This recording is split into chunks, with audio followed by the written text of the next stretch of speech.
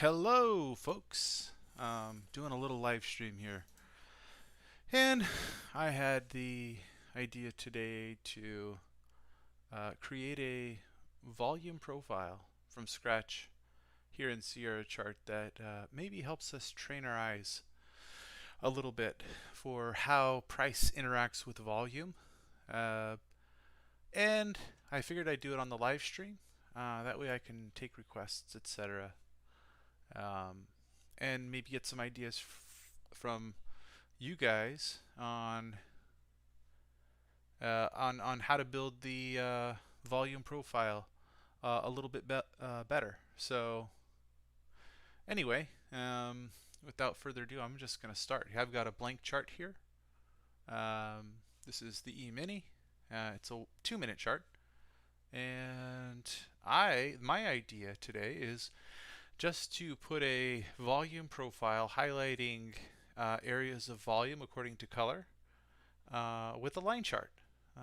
There's someone in the chat that constantly points out that we should be keeping it simple. His acronym is KISS, keep it simple, stupid. And I like that. So there is some value in that. And using line on close, the closes tend to be the most important part for a lot of systems on what generates a signal. I figured just keeping it line on close will kind of help us to see the way price moves around volume areas. So without further ado, I'm going to get into it, and I will be looking at the chat the whole time to see if you guys have suggestions. Okay, so I'm just going to keep moving forward. If you have questions what the video is about, please just rewind a little bit so I do a little brief intro. I'm going to drink some water. Oh yeah. Okay, so first things first. Let's go make sure our chart settings are reflecting accurate open and close times, which for me they are. I'm on the Pacific Coast here in the United States, so this is right. 6:30 to 14:59, and then restarts at 13:30. Okay, what else? I like to display my region dividing lines.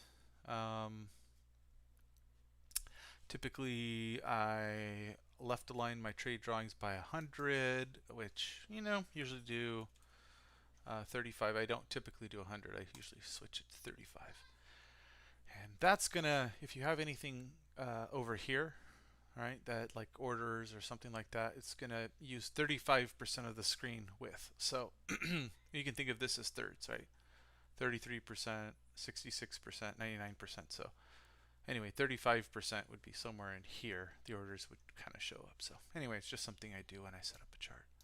All right, so I got that all in there. I'm going to add some studies. First, we'll just do vanilla volume, right? Just vertical volume. I think that's a good one to have in there. Short name, we just want to say it's volume. It's in chart region 2. And the subgraphs, I don't like doing green and red. I like white. I don't care if it's if a bar comes down, I don't want it to be like known as, oh, it was all red volume. Whoa, we've got some massive thunder outside. I don't know if you guys picked that up. That was crazy. We'll get rid of the display name. Study input values. Okay, let's add it. All right, we got our region dividing line. My wife and kid are tripping out. I think it's the first time my 3-year-old has heard thunder. Anyway, not to get too distracted here. So again, we're on a 2-minute chart here. Now let's go into the chart settings. Probably should have changed this to line on close. All right, so it's white, which I like. Nice and easy to see on a black background. Notice something here, that it's line on close. When you did candlesticks, you saw the wick up here and that it rejected, right? So, that is something. Look at that. All the closes were here. So it doesn't print all that. And you could probably argue, hey, that's important to know, but maybe it isn't. I don't know. If you constantly look at the closes, maybe that's how you backtest. I don't know. This is giving you a little more information, granted. So anyway, We've got our white line on close. Let's go into the global settings and check something out here. Let's look for the line on close. Here it is. The width is only 1. Let's see if it looks better. 2. If I scrunch it up, it could be a little difficult to see the ups and the downs. So let's keep it. Yeah, let's keep it at 1. Jeez. That's some crazy thunder. Okay. So now we've got volume. We've got the line on close. Charts are nice and clean. Let's go to the studies. And let's do volume by price. It should be close. Volume by price. There it is. Okay.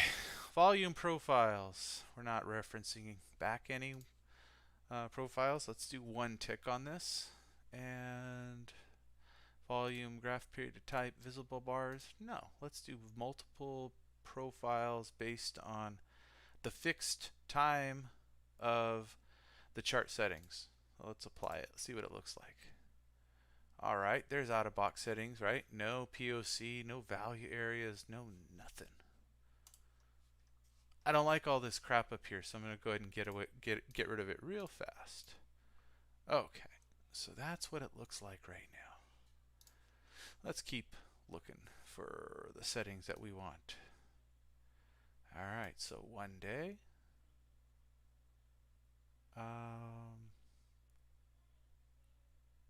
Yeah, I want to use a separate profile for the evening session. When I'm trading the evening session, which is, starting in here, I want to know what happened during the day session. See, you can already see we opened right at these closes here. Look at that.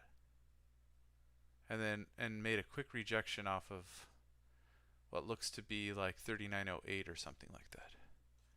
Anyway, price is struggling, so we'll see. We'll see if it rolls over. It's,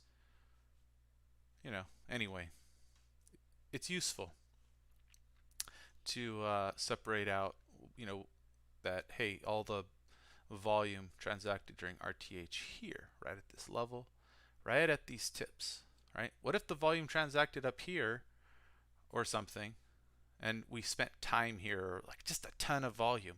Would that be good to know? Yeah, it is, because the volume tapers to all these lines. So there's a seller here at 39.08, right? We know that, and it's institutional. Okay, so anyway, back to this. So use separate profile for evening session. Yes. All right. All right, so you see the RTH getting broken out here, right? There's the start of the RT 630. See that?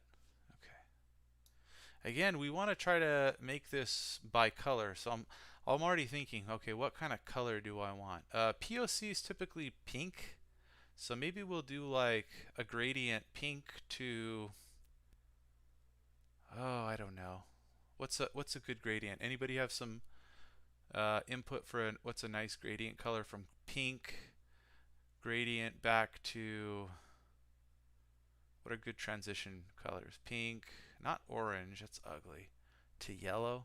I don't know, maybe we should do POC red and then high volume reddish color to orange to yellow to dark yellow. How's that? I don't know. Again, we don't want to take away too much from what's happening. All right? Or maybe we don't even want this to be white. Maybe we want it to be another color. I don't know. Just tossing ideas out there. It's all for visibility, isn't it? All right, let's keep going. The maximum volume bar width percentage, right, is based on the period length. The period just refers to the open and close. So it's 70%. Let's say we make it 50%. Should be half this. Half the distance to the goal. Well, not to the goal. 0 yard line, 100 yard line, 50 yard line. So, okay, let's see. Let's see if that works the way we think. 50 and apply. Yeah, hey, it does. See? 50%. So, anyway, 50% looks good. So they'll both look like that. And keep in mind now that this is controlling the Globex, and it's also controlling the regular trading hours. Globex volume is going to look visibly like there's more volume. Okay, so, maybe one of the reasons why, if you don't like it visibly to look the same, why you do a separate volume by price study. But for simplicity's sake, we're not going to do that, right? So an example, right, here's RTH, a lot more volume. Here's Globex, it's 50%, see? The greatest volume is 50% of the period, like of the whole, I guess you would want to say session, but anyway, the period. So let's go back into the settings. So that's something to keep in mind. Another drink of water here. I'm dying. Dry mouth.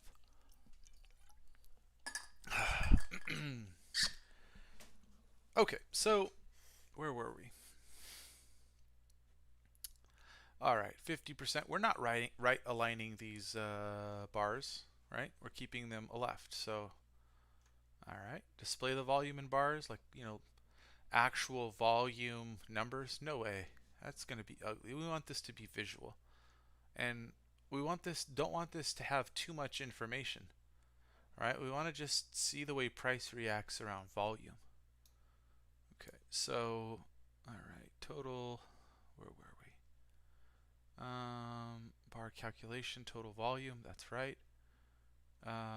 Bid volume and ask volume, we're not even doing that. I'm just going to hit none. Draw outline, when coloring bid volume. Well, we're not doing that, but we'll just say no.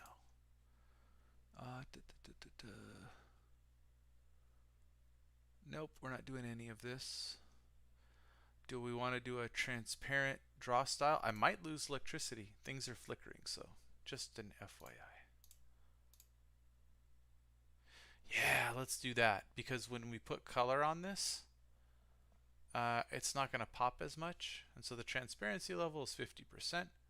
Are we going to highlight the value area? That's a question. No, we're not going to highlight the value area this time, because we want to see the way that price interacts with high volume and low volume nodes. Okay, so we're not going to highlight that. What the heck is this guy doing? All right, point of control. Sure. There's the point of control. All right, we know we're going to use a red, so the point of control, we want it to kind of pop, don't we? All right, so let's do this. All right, so point of control is going to be red. And are we going to extend the point of control? Yeah, we could extend it until it intersects with the price action again. Or we can just say the end of the period. I don't know. I think the end of the period's okay. All right. We could also say until future intersection, right? So if price dips tonight, might that immediately cue us off that this is an area that we could potentially see a bounce? Yeah, probably. All right, so let's until future intersection. So still keeping the chart clean, right? The future intersection method, volume profiles or chart bars? I don't know, we'll go chart bars. Not sure how much of a difference that'll make. Right align volume numbers to base, oh, we're not even using those, so who cares? All right, we're doing filled volume bars. Okay. I swear I'm going to lose power right now. Things are flickering. We had some massive thunder and lightning out there.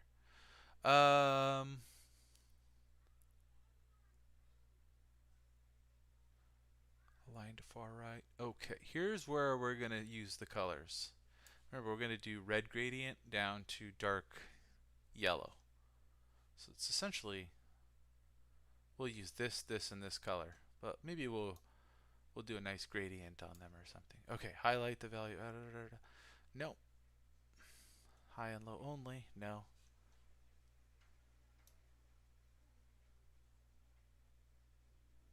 I don't know if you guys can hear that. Thunder, hail. It's bonkers. Okay, so we're going to color code volume bars based on percentage of POC. Yes, and I don't see any comments yet, so folks are quiet. Okay, see that? All right, so we're going to do all of these ranges. Number of POC ranges to color, all 10. Okay, so again, POC, we want to make it less bright than this. And let's go the 70% of volume, which is roughly the 2 standard deviations in a bell curve. Let's highlight that reddish. So let's do this. We know we made POC this color, right? So let's do this, right? Slightly less bright. Is that noticeable? Yeah, about there it is. Okay, so let's do that and add it to custom colors. And let's go down to 80 to 90%. So we know that we added the last one. So let's select it and move it up a little bit. Now we get gradient now. Oops, forgot to add this one. See that? All right, let's go to the next one. Select it. Where's the custom color? Yeah, everything's really good with me, Lucky. Really good. And let's move it down. And let's add that. Now it's gonna go to, I think we'll go to orange or something. Anyway, let's see how it looks. All right, not looking too good right now. But let's go to bright orange to dark orange, right? Let's see. This actually might be enough here. Okay, let's add this to the custom color so we remember. So brighter orange. That's the one we use. We'll go slightly darker. Oh, didn't add it, did we? Son of a gun. Add it. Okay. Go back up here. Select this one. Go slightly darker. Add it to the custom colors. See what we're doing? My wife and kid are tripping out on the hail. All right, let's add it. What does it look like?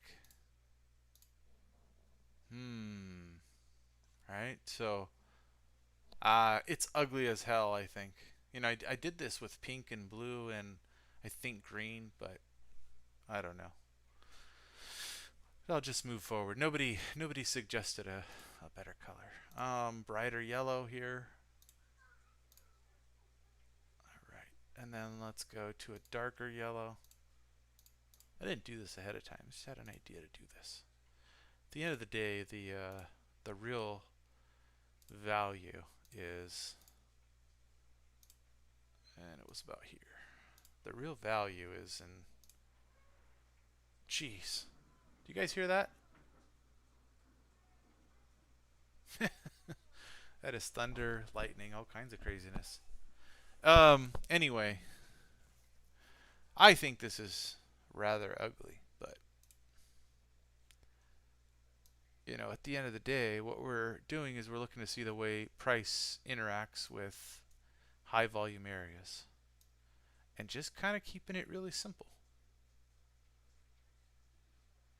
All right. But I think this is ugly. Just FY. So we constructed this and we know here that high volume is red, lower-ish volume is orange, low volume is yellow, and darker yellow is hardly any volume. Okay, so you could kind of just look at the way price moved, and I think it's valuable just to go through and do like your horizontal ray tool or something, set it up, and then start putting some lines according to volume. Okay, so we know that there was a high volume area in the overnight session here, right? Some news came in and this was high volume. So this is again 2-minute chart, really high volume here. Right here is where people bought a lot, okay? And it happened to be resistance, um, but there was a lot of volume here, and you could see it, right? So, okay, there was a ton of volume here, so let's put a ray on it. Okay, so we know that, sorry, this is yesterday's RTH open. Yeah, it is ugly. And I'm super distracted by you. Oh my gosh, there's like half an inch of hail. I'm going to do this again because I feel like this whole video was done so poorly at this point. I'm doubting myself here. Like, this looks terrible. And I'm super distracted by my family. This might be a fail in real time because I was calling this overnight, and it's not. This is the RTH. So now I'm in my head here. Son of a gun. Anyway, I had this idea to use a line chart, use volume profile for each session, and then just kind of show folks that, well, where volume is highest, right? It tends to be areas where, okay, when price comes back into some of these higher volume nodes. I'm the best in town. Yeah, I don't think so, but thank you. That's very kind. Uh, how, okay, you see here how we come up to this area that's like higher volume, right? So breaking this point here, so just look at the volume node for the extended, for Globex. And then it comes kind of, now this is hindsight. So you want to see as this develops what the volume looks like. But if, dude, it's bonkers out there.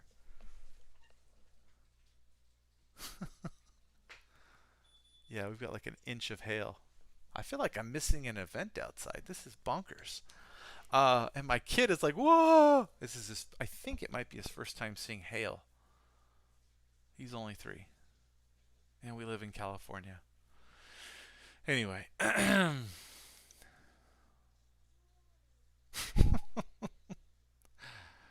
When price moved up here, kind of a low volume node, quickly came back in. Okay, so obviously news before the open. You know, maybe for idiots like me, I should put. It's rather obvious where the close is, but maybe we should add something. Studies. Let's add. What is that called? Where you highlight the background of the chart. What is it called? Highlight. Background. Is that what it's called? Background? Nope. I think it's highlight something. You guys know what I'm talking about? Is it transparent? Something transparent background? Nope.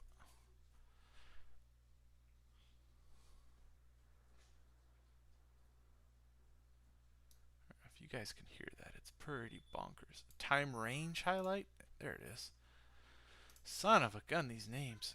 Again, I wish there was a searchable field that just, yeah, anyway. So let's do start time of 13:30, end time of 06:29:59. This will help Mr. Struggler. Alright, let's apply it. Okay, that's better. That way I don't mess everybody up here pointing up. Certainly you guys heard that. That's bananas. Alright, I might just get off here. Maybe I'll do this video in a more structured way.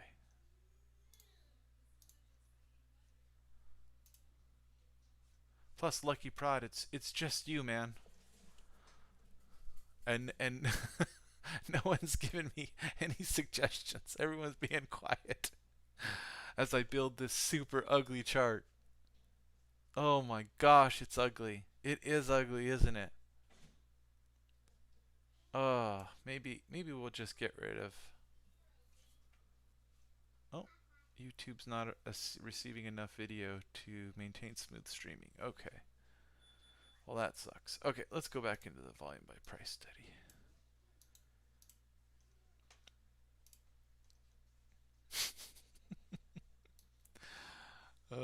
Okay, what are we looking at here? Right down. Here, let's say no.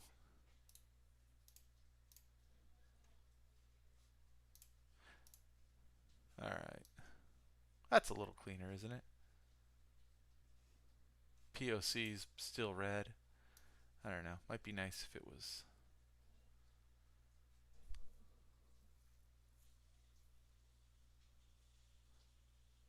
Really?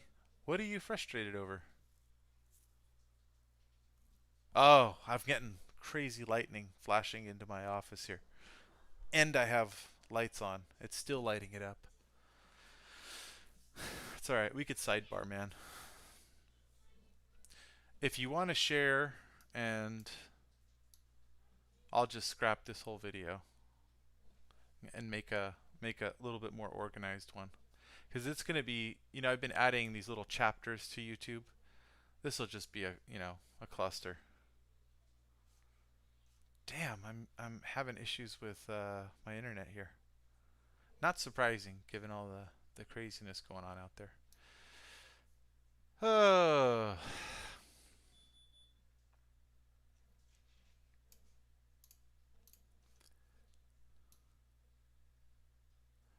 Oh yeah, see if you're all zoomed in. That is ugly. The highlight is like, I think what, blue or something? That's what I missed. Oh, that's volume. Hey, I will tell you a story, Lucky Prod. If you tell me your frustrations, I will tell you mine. And I think mine will be funnier and more embarrassing. And you might feel better about yourself. I'm just tossing it out there. And mine have to do with something that I did today. Anyway, what am I doing? I'm just clicking around the screen here. Subgraphs, let's see. Volume bars, outline, and fill color. Let's just make it the same. What is that color? Is that something custom? Yeah, I guess it is. Alright. Boom. Now it's gonna look better when we zoom in. Anyway, look at the way price moved off that level.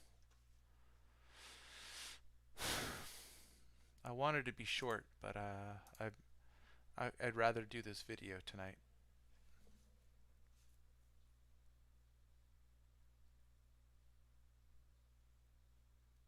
Hey, thanks, Rick. It's really not that great, but okay. Oh, and I didn't. All right. Well, we don't need to.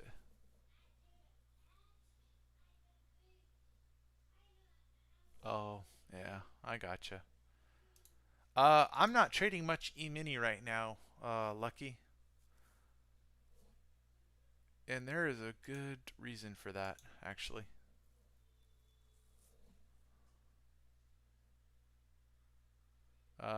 Let's go into the studies here. You guys have to realize I hear my wife, my kid. I'm trying to. I'm just out of. You know what? I'm just gonna scrap the whole idea of doing like a formal training kind of video, and I'm just gonna talk off the cuff because, yeah, I ended up feeling the pressure a little bit, and I don't have notes, and I just had like an outline in my mind, like, oh, this is what I'm gonna do. Anyway, let's see, bid. Why am I getting? Isn't there one for the evening? Yeah, there it is. Okay. Let's just make it the same color. Okay, there it's probably this exact same. Just to make sure it's the same.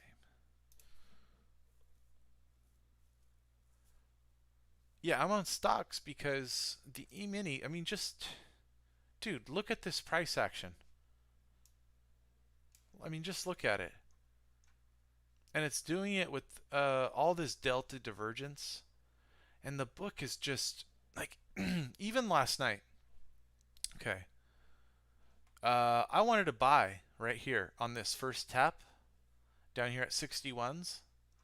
Like I was all over that last night. This is where I wanted to get in for a little bit of risk. But the market was moving so spastically. And then when we broke this level here, this right, this 68 level, so I never got in, right? I just had shit going on in the household. And then when I came back, I'm like, "Oh, this broke out." And it was hesitating up here. And it was moving in such a weird way relative to my experience that I said, I think if I try to buy the pullback, I wouldn't be surprised if they retrace 100% of the move. I couldn't even put my finger on it. I was just like, I think I'm better just staying out right now. And sure enough, it retraced the whole move. Now, did I go short? No, I didn't even go short. And then it just makes barely a new low, comes down, right? You could see the way that it moved. It's taken its sweet time, right? Whoever was accumulating here, just letting it come back up, right? It's not really going anywhere. Okay, the buyers say, "Oh well, let's buy," right? Somebody wants to get in, so enough people recognized that there's some buyers, and it goes up, and they just quit. They totally quit buying. So they're obviously accumulating, right? This range. I mean, that's. We'll try to keep my. Like they're accumulating this range, right? And then, oh, it comes all the way back up, comes back, and then it never kind of even comes back in, right? So whether shorts are covering here or they're just buying, I don't know. But, and then we come into the regular trading session and we just make this ascending, essentially, this ascending kind of triangle thing, right? And I'm thinking like, yeah, it's probably, this is about the measured move. So, it's typical that you kind of, you take the measured move, right here. Let's do our chart calculations with the green. Okay. So it's typical just to take this and, okay, 22 points. All right, let's go for it. All right, about 25. There's resistance, another long-term trend line here, right? Like nope, comes up, stops all the monthly candle buyers or whatever, the monthly high, gets everybody, and then just takes the shit back. Like this is very, it's either, and I've mentioned it over Twitter, it's either a cumulative or it's a distributive pattern or price action, right? And so I'm just waiting to see the way that this thing really starts to move, right? Because right now on the daily, let's see, high time frame, make sure I'm not gonna, yeah, this is almost my expectation, but the intraday price action right now is so crazy. I don't know. I'm just not comfortable with the way that it's moving right now. So I'm not trading much E-mini right now. Again, in hindsight, that trade last night would have been a nice winner, but I don't know. I'm finding a lot more success. Um, I'm finding a lot more success in stock.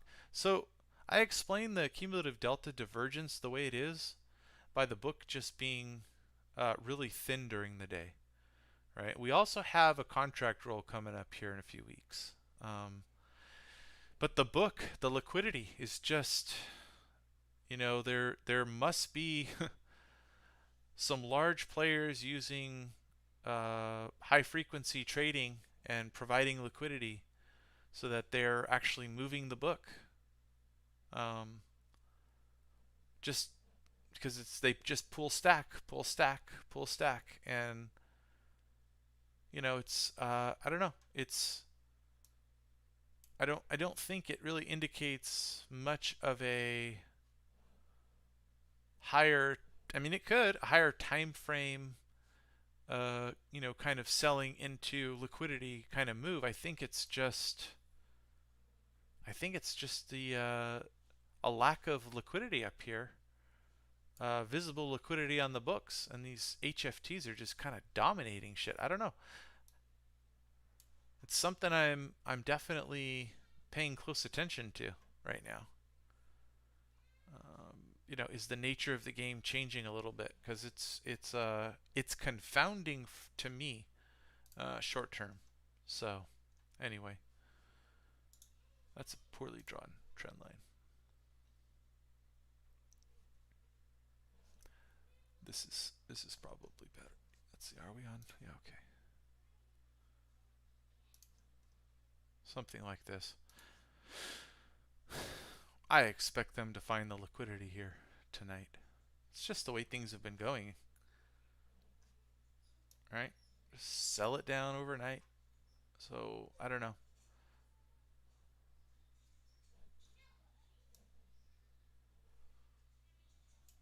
Yeah.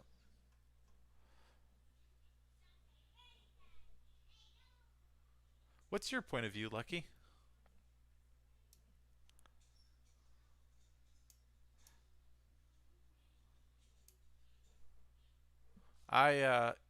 In other words, my point of view is that it's not very normal.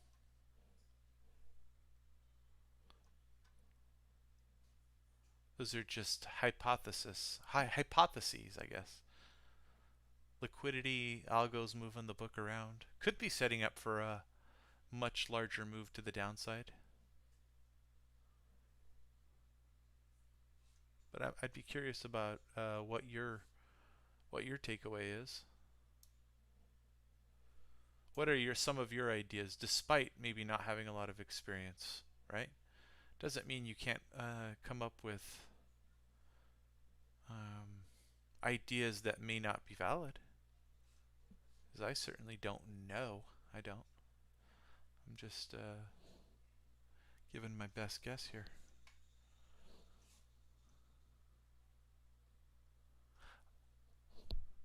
Anyway, my GME story. I shorted. I'll just tell you guys. I shorted 341, stopped 344. Okay. Shorted 344, stopped 347. Okay. So a bunch of losers in a row because I was trying to top pick. Again, shorted. What was it? No, no. My last short on it was 342. And then we got the death candle on the 5 minute. And it happened so fast, okay? So the way I was entering is I was entering my stops like manually, and then I was putting buys in, and I hadn't, for the last one I shorted, I had set up my parent and then my brackets around it. And so I shorted 342 and it instantly covered like 331. It was too fast for me to even move. It just, thump, went down. But I had not canceled my orders at 319 all the way to 299. That was going to be where I was going to cover shorting. Okay, so I was on YouTube live stream and I saw this and I go, oh man, this thing is running out of stream and someone is absorbing up here. I saw it in the price action. I said I need to short this thing right away. So I got off the live stream, did that, and like I said, stopped out a bunch of times and then had that big drop, and then I got long from 307 and then it halted. All right? And then I was like, well, it's probably going to pop a little bit. And then whoosh, straight down. It halts again at 248. I'm still long, and I'm like, at this point, I'm like, it's going to pop back up. This is the second halt in a row. And then it halts for a third time, right? What did it halt at? Like 214 or something? I don't even remember. Anyway, I bought right around 180. I bought again, and I said, well, fuck. I'm already long from 300 plus, and then so I'm long.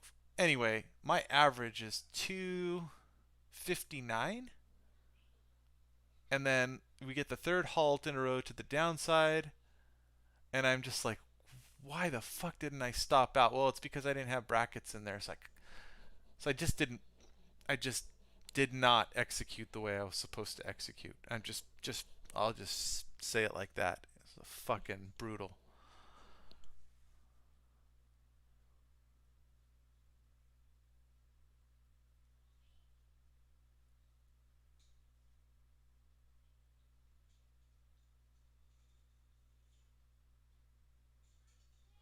I'll get to your guys' comments right now. Anyway, this is my GME story real quick. So anyway, I get out, and I'm a little too big.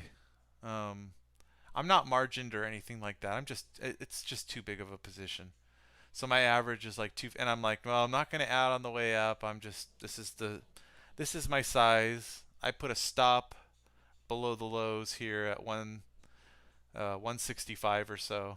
And I was like, well, if I stop, fuck, it's a bad day. And then if it comes back up, I'm looking at, like the half back of that move is like right 263. Maybe I'll still make some money. Anyway, it halts going up two times, and then before it halted the second time on the way up, I just was like, you know what? I'm too big, and it's like I'm just complete. I completely fit all of the memes, all of the. It's embarrassing. Just all of the stereotypes for somebody who gets out at break even or below before break even. Um, so I get out around 252, 253. I start scaling out, and then of course, it goes a little higher. It goes to, I don't know, 260, 270 maybe or something. And of course, I would have made money, but it's about the 50% retracement. And I still lost a fair amount of money on that move. But what I was down on that move, I was like, fuck me. This is like rookie trading 101. So, Lucky, if you're struggling with the E-mini, for something that's so obvious in hindsight, like the GME move, I struggled with it. I really did struggle with it. I played it really well, like stupidly well after the move. So when it consolidated back up and then it hit the 618 at 281 for GME, I shorted the shit out of it and made money coming back. And I covered about 15 points or so, so that was good. And then I shorted it again, 261, covered 250, shorted like 251, 252, and covered another 10 points there. So it was essentially like a break-even day. A little bit green on Jimmy, but it could have been really bad. I mean, if it decided to just go downtown, I would have stopped for a buck fucking big, big, big loser. So, are you guys looking at the? You're probably looking at the E-mini, which I am not. Let's see. So let me go back to the comments. That's my GME story for today. It was no bueno. Played Tesla well. Won't talk about that, but that was GME and Tesla. They're really respecting levels. Yeah, I do. Let me see. Here,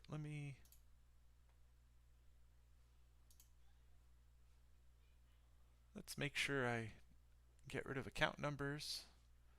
Turn all that stuff off. Here it is. Do I have everything off? Yeah, okay, here it is. Here's Jimmy. All right, in sim mode. So you see that? See that craziness?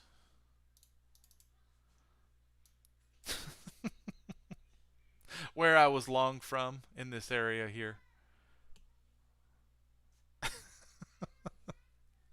Ridiculous. You see where it rejected right at the 618, just above it? I figured it was going to go get stops above it, and so that's where I scaled into my short. Indigo Mines, what's cracking? Anyway, didn't cover down here. I covered in here. And then I shorted again here when I saw the weakness. And then cover, reshort, cover. And that's all I got. I didn't get all this. I was hoping for it to come back down and fill this little gap here, right? It's just kind of sometimes how it happens, but it didn't do it. So yeah, crazy chart, huh?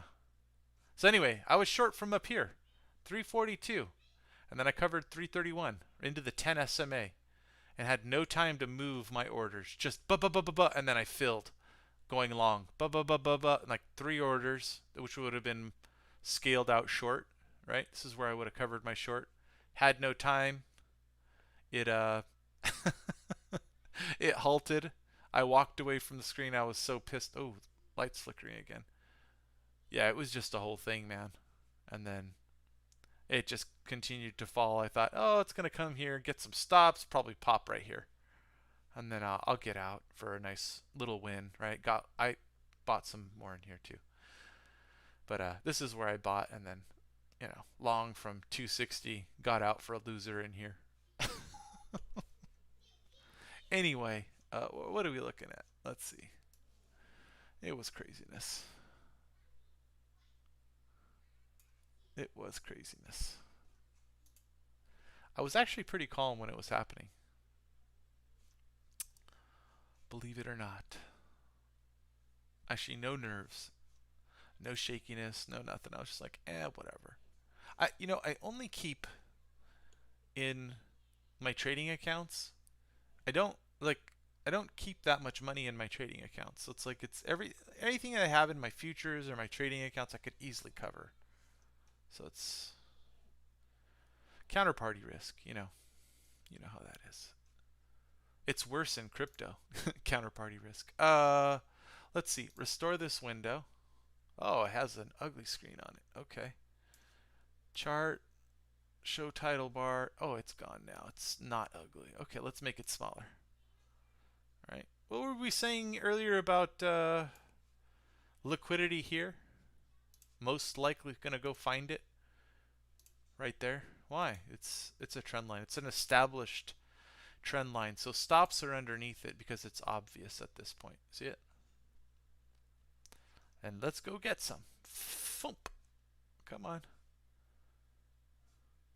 Right into POC too at 38.99. So we might get some folks. Oh, there it goes. 3,900. Anyway, let's go look at the footprint. Let's see. Restore. Okay.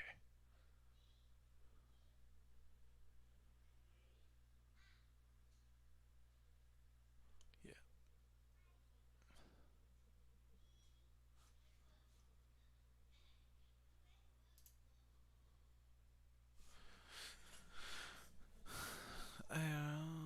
Let's see.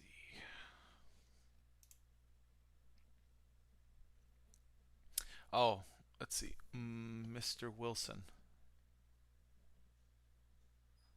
Is this where you were seeing the wall, as you called it? Is that right? Let's see. It looks price wall right there at 0275. That wouldn't have surprised. Maybe just by the price action, it looked like it came down like that. Someone was probably covering a short from this area and didn't want to put the liquidity on the book, so they probably did it iceberg style. That'd be my guess. Anyway, let's go back. There you go, POC right here. Anyway, can we see the same thing on this?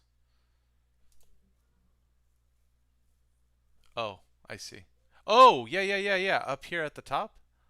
Yeah, for sure. Well, on this price action on the candles, you could see it went higher, but this is line on close. So this is a 2-minute bar. Oh, look at the transparency is showing. Anyway, this is a 2-minute bar, so the closes were all here. Like, well, there was one close up here, but yeah, there's definitely some institutional sellers here, but sheesh, they found the liquidity, didn't they, above the monthly highs? Um, yeah, see that? Sort of weekly bars. Well, maybe the weekly. I meant to say weekly. There you go. What am I saying? Monthly. Da, da, da. Yeah. Oh, I guess it would have been the monthly. Let's see. No monthly. Da, da, da. Yeah, just the weekly. Anyway, still looks from a weekly perspective. You know, if you draw this trend line, that's what a lot of people are looking at. They're still like, oh, this is healthy. Right. Breakout. That's what a lot of traders are seeing right now. Anyway, let me look at the comments here because I'm.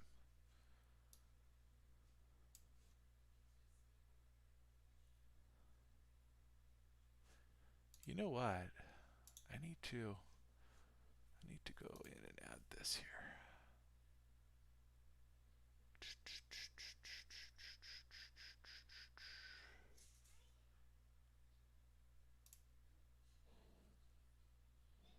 All right, there it is. I was having problems with my Quandle account. The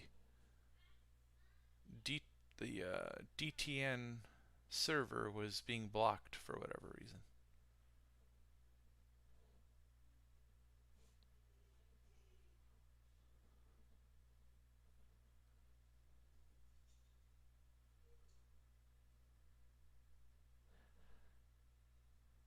Just based on this, let's get rid of this yellow trend line. See how easily I get distracted?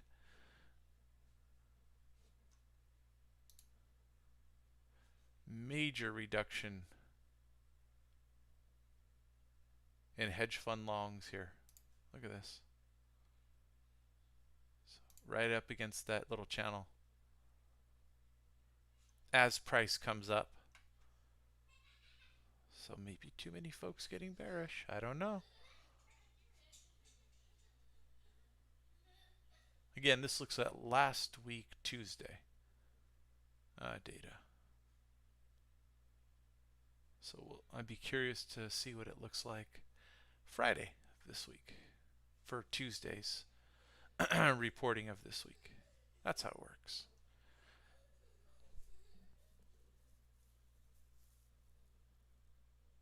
Yeah, definitely. Anyway, I'll go back to the comments real quick here.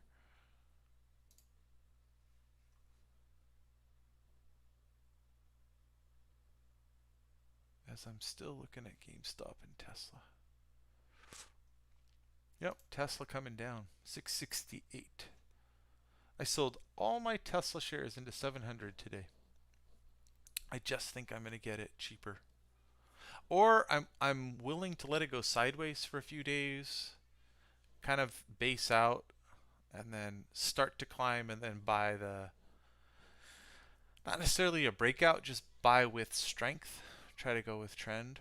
But it's too early. You know, you get these, when something's in a downtrend, you get these wicked bounces. And yeah, it broke the downtrend line, but it's just so common to come back into trend that I'm not eager to buy, right? My goal is not to own a lot of Tesla shares. It's just to make money on 2 to 5 day swings. So, and that's on my retirement account. And sometimes my day trading account. Depends on the setup. But the retirement account typically takes pretty big positions with tight stops and then just good setups. And I look for a certain percent move or 2 to 5 days. And then if I stop, I stop. It's just the way I play it. And it's performed very well. But yeah, I'm also really picky about my setups. Sometimes the retirement account does way better than my day trading account because I'm just more patient. My stops are a little wider, so I don't know.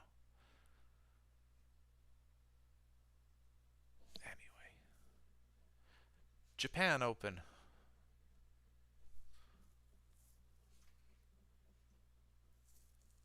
Well, Tesla.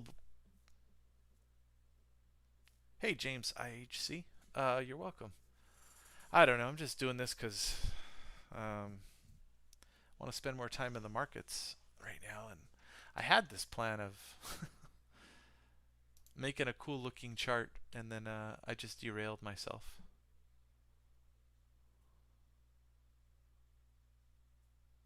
The same pattern as September? Yeah, maybe. Let's take a look.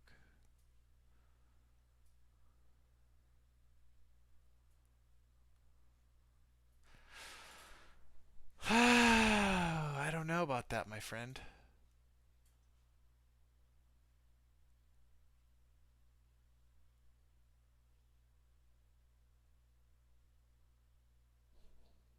Did I just lose everything? What the heck's going on here?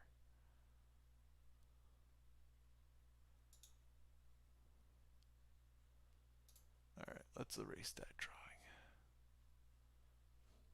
I got something going on with my Tesla chart here. Anyway, look at that. Look at them find liquidity under that trend line. Right, 2-minute chart, so it's probably pretty accurate for the lows. Right, just go fill it up, and then whoop, right back up.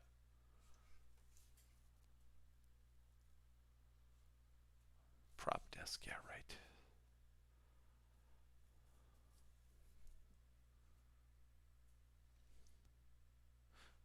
That's a brutal move to get stopped out here.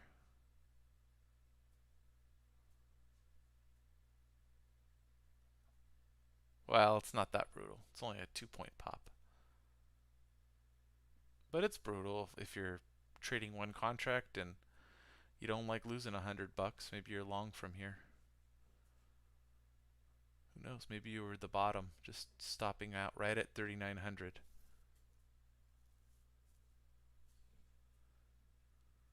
The volume spike at the end of the chart looks telling. For which chart? And I'm behind on getting to comments. I know that anyway. I will, and there were good questions or comments. So I want to make sure I try to address it. Get me thinking a little bit too. I have some weird trend line on my Tesla chart. You know what? I'm probably too zoomed in on the studies with Tesla here. I might have my tick setting too low. I was messing with that today. Yep, that's the problem. My volume by price study was set to 5 ticks. Golly. It needs to be 100 ticks, so $1.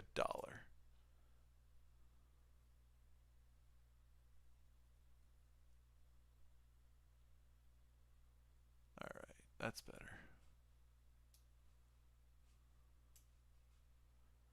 What a dum-dum.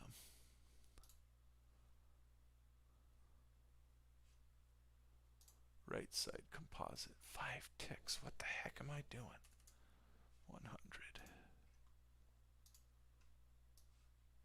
Oh, that's much better. Alright. No more lag on my chart. That's ridiculous. Alright.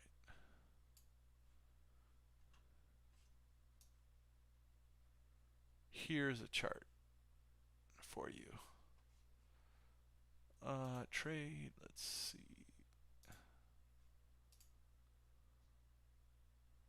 This doesn't look like September.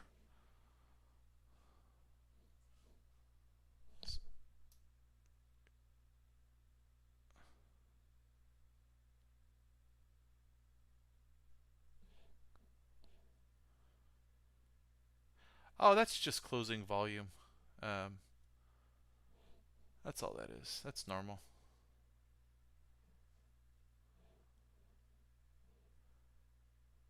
All right.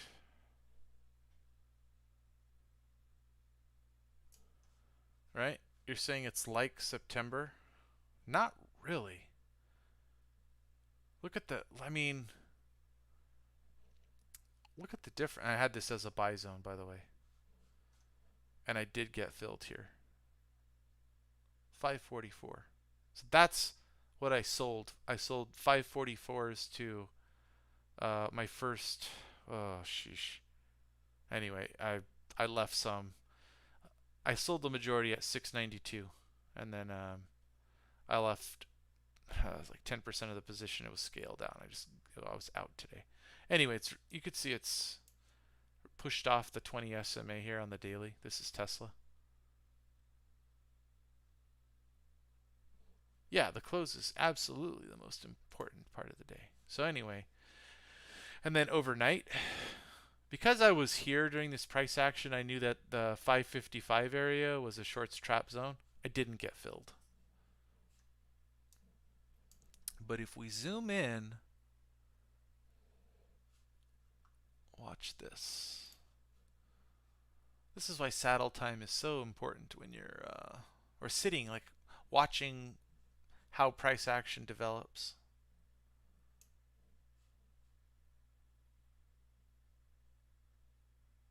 You see that? Shorts trap zone. Came into it just a little bit. So I identified this that shorts were just mega covering.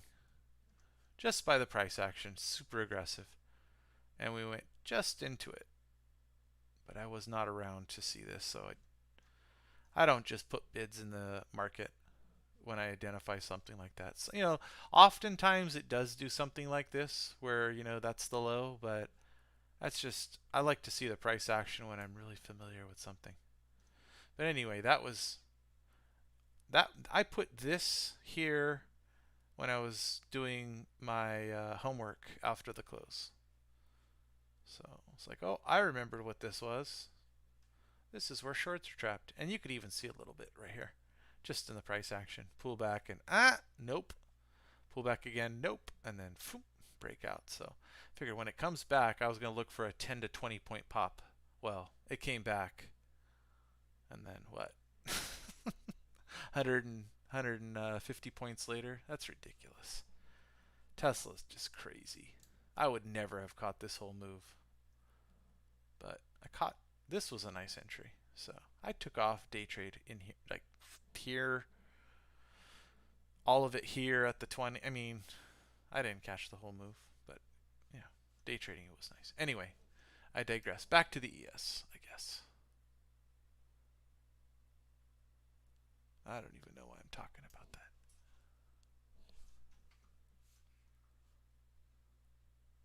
Oh, James, yeah. So, sorry.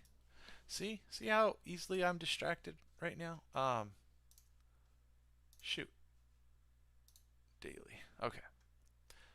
So like this, I don't know if you've seen like a lot of parabolic charts. They do this kind of thing where they're like, oh, you can like just do this and then draw a trend line like that. And once it gets sort of this parabola going where you get like, okay, normal retracements, nice base, and then boom, it doesn't just take out the measured move, which is like here, right? It did pull back from that, but it pulled back and then it was like, oh yeah, S&P 500 inclusion, everyone buy, right?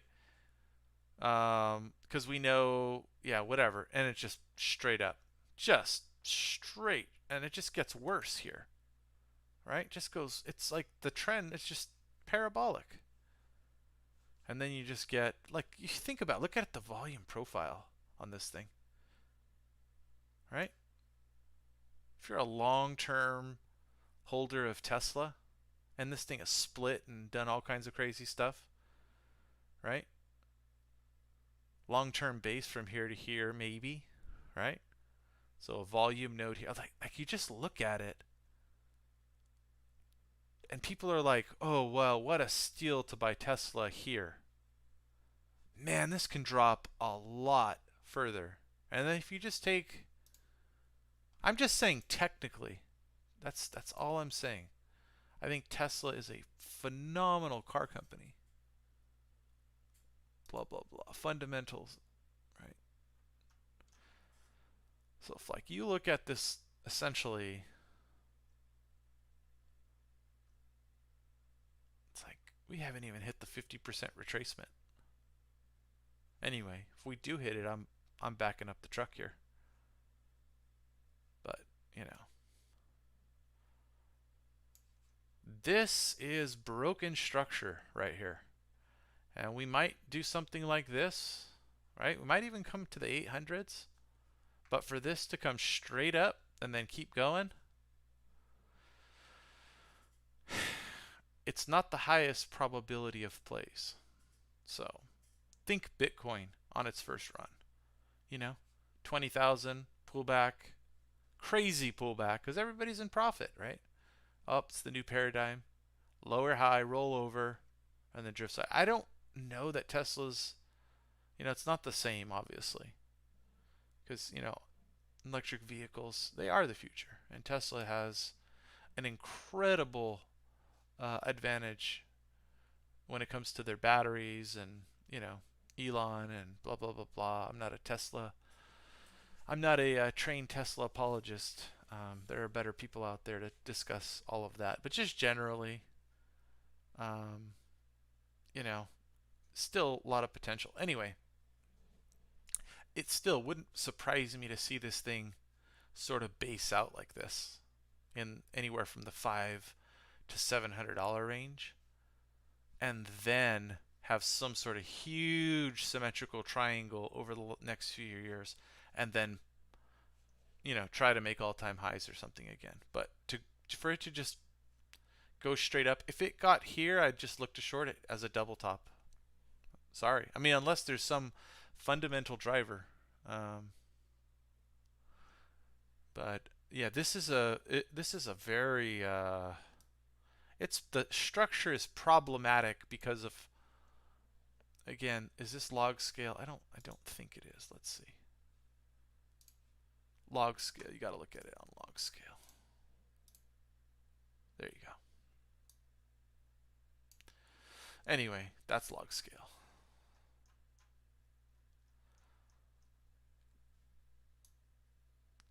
Quite a bit different on log scale. I mean, still in an uptrend. I get it. Still in a channel, but my God. There are so many folks in profit. So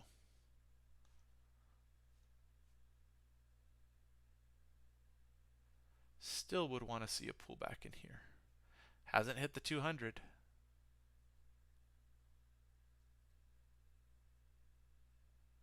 But from a percentage perspective,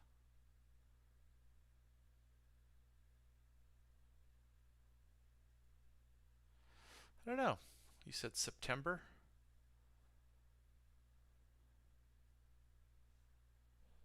Doesn't look as bad on log scale. You do have to log scale something out like Tesla. Oh.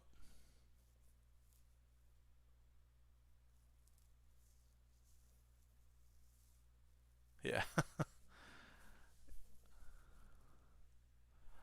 I'm chuckling at Mr. Wilson's comment. Yeah, Elon is such a troll.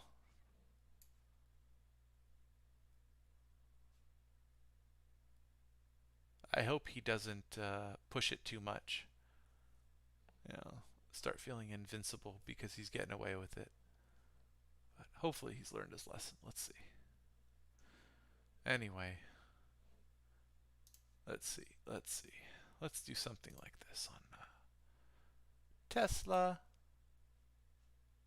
Oh, did I break it? This is a channel.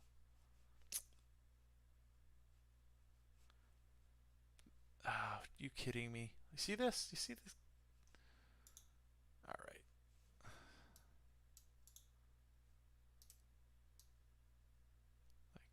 You will not do.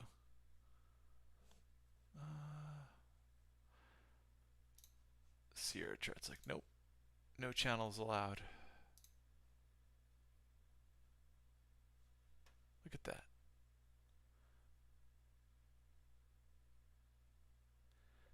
Is that because of log scale or something? What is that? Let's try it. Let's see. Linear. All right. Let's do channel. Well, the channel. I'll just try it because I'm. Something. Yeah, I guess it doesn't like the log scale, huh? Why would that be? Maybe it's because I might be using curve trend lines when using logarithmic scale. Maybe that setting is messing with me here. Scale settings. Logarithmic.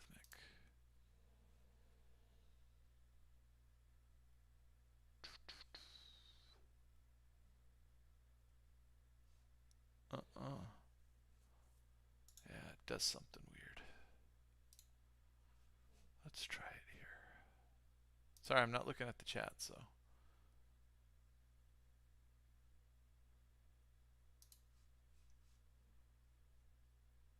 Yeah, maybe I'm not using it. I'm not sure what's going on. Anyway, back to the e-mini. Where are we at? 38.99? Okay.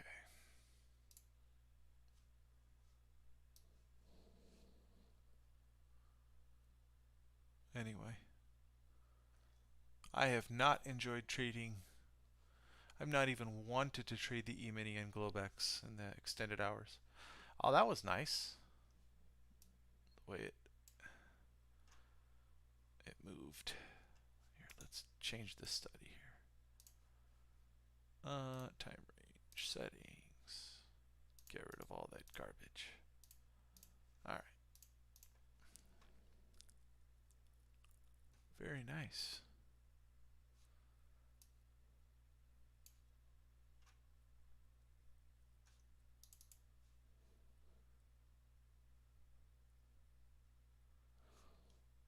Little flag.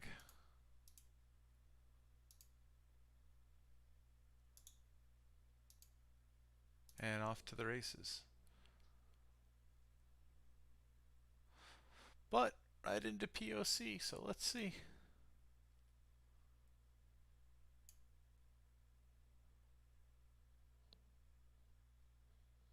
Yeah, but the volatility is pretty crappy at the moment. 1.86 ATRs over the last 14, and you could just see that. It's like, but we're going from like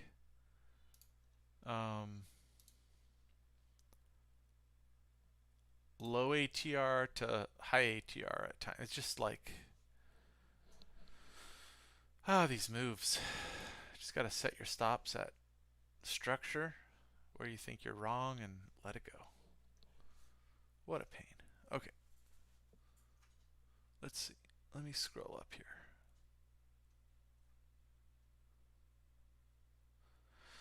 Mr. Wilson says, how does the cumulative delta go down all day and price goes up? How can you trade a strategy with delta as a decision component when it's unexplained when it doesn't work? Well, that's, you have to figure out what is the takeaway from delta diverging like that, right? When price moves up like that. So, look at the candle structure. Just wiki as heck. And then when you look at your depth of market on your book, it's pretty thin. It's not like there's big size out there. And look at the pooling and stacking, right? The algo's removing liquidity and then stacking liquidity. It's incredible. If we did like a replay on this, you could see it.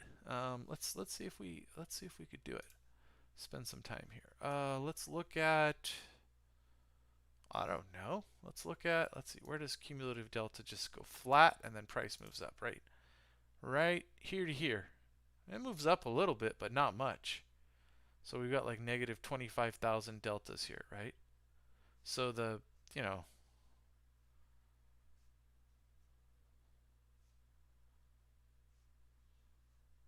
yeah, price just essentially moving up while delta's moving down. But I'm trying to look for an area maybe where we could see it on the book.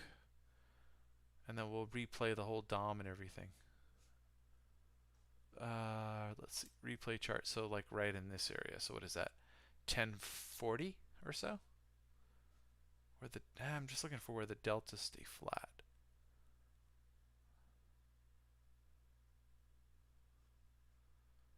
It's not taking much here to move the price. You could see it. Look at the volume. Look, 18,000 contracts to push it. And there's selling going on too, but you know, man. Yeah. Anyway, it just tells me that there's no liquidity. So anyway, let's go look at it. 1040 maybe. Okay, so you start date time. 3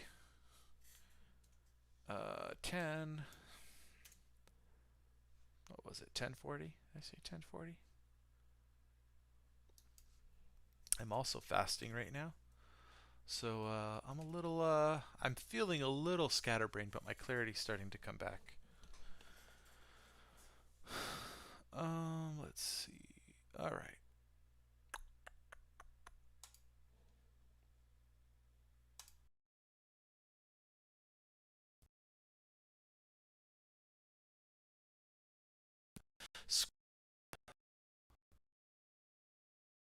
Mr.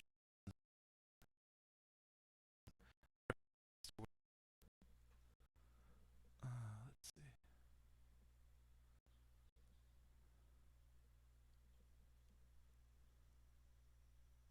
Yeah, Mr. Wilson says if they were shorting all days, why would it be so urgent to short now? I mean, you know, I don't think that the cumulative deltas doing what they're doing indicates that the long-term position is that, you know, these guys are going to be selling it all. I don't think it's that obvious at all.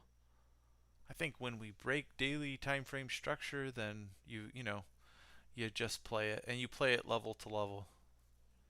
We aren't privy to that information, you know, what huge hedge funds are planning to do, or you know, those kind of moves. That's, you know, the answer is sealed somewhere in Fort Knox, I think. Anyway, so that's my answer to that.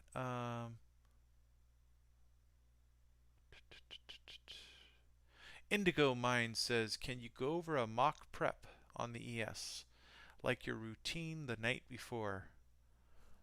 I've done it many a time at the end of my live streams where I go over the daily charts and I go over the TPO charts on the weekly time frame, and I talk out loud about market internals, and I look at T+2s and where they're stacking up. So I've done it many a time. And then I've included what I look at on, well, in part, what I look at on the weekends, the S&P 100, the NASDAQ 100, and how I've done a video for that, kind of showing how I use volume profile for a lot of the major levels, but then also structure. And then included in that list are a bunch of things from Fred that I kind of look at, but you don't have to look at those every week because some of them are quarterly reports, or some are weekly, some are monthly, right? That kind of thing. So, but yeah, that's that's pretty much it. And then I just do my own journaling. So, you know, it's not like it's a, yeah, it's just constant work and progress at various times of the day. You know, end of the day, I'm going to review things and look at my daily, my weekly, my intraday structure. I'm going to go through and mark level to level where I think that, you know, the price, how price moved, say here. It's part of what I was going to do with market profile or volume profile earlier. Oh, that's red. That's not supposed to be red. Here, let's go to, I think it's TC3. Anyway, right, just make a note of this. Price was strong here early in the day, and then just, you know, look at the volume profile, look at low volume nodes and the way price reacted off those areas. Then keep that in mind, and you know, go look at your you know, higher time frame TPOs, and you know, so maybe something will jump out at me, right? This is a low volume node area, isn't it? Yeah, we spent some time, but look at this, right? Does that jump out? Kind of low, kind of low, kind of low, low, right? What's that price zone, right? 72 to 38.60. Okay, then go look at the high time frame chart. 72 to 60. Okay, so that would be in this area. So maybe we do something like this and chop around and digest these massive gains, right? And then we move higher to the 4200s. I don't know. But, I just put my thoughts on onto the chart in the form of volume zones, and then sometimes it all clicks. You get a few T plus 2 closes on lows, and you're like, well, shit, they're trapped. Remember I went long at 37.22? Didn't hold it. Would have been nice to still be long, but, not diamond hands over here. I day trade the E-mini, so whatever. It is what it is. Anyway, let's go back. We were going to look at this and the DOM, and I still haven't looked at comments, so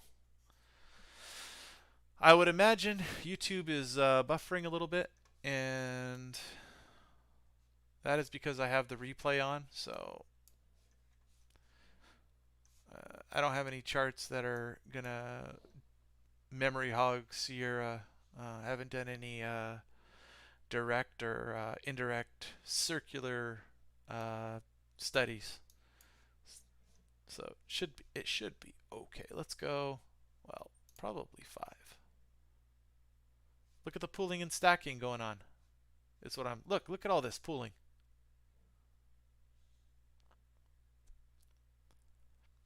Is it thin?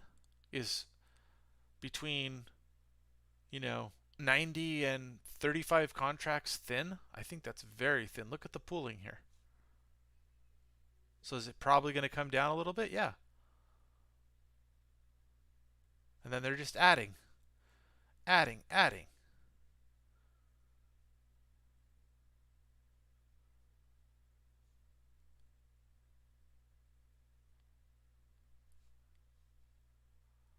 So maybe pooling to buy? I don't know, but either way, I'm showing like very low liquidity here.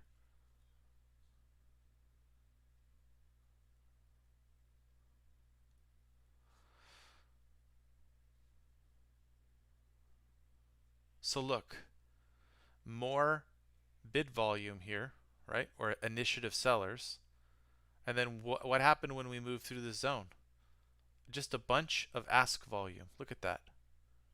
I'm looking at the DOM here, right? You guys can see it's yellow. Okay. Look at that. Just right through.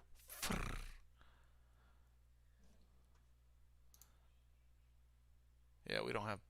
Yeah, bookmap is here too. See, look. It's thin.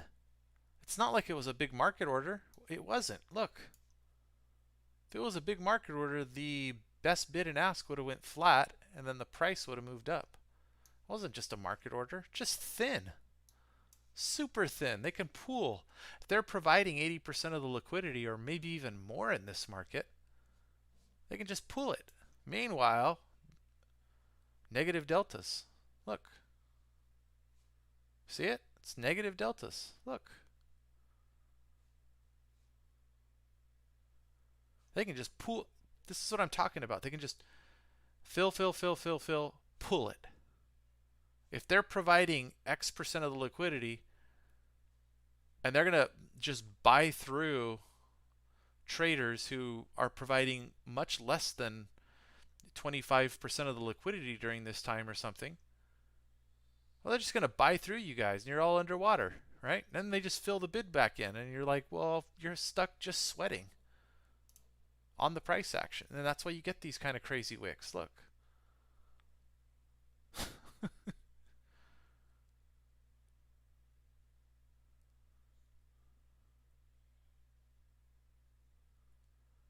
Anyway, do this, up and down 1,000 times, and you get just, you get cumulative delta that looks like this.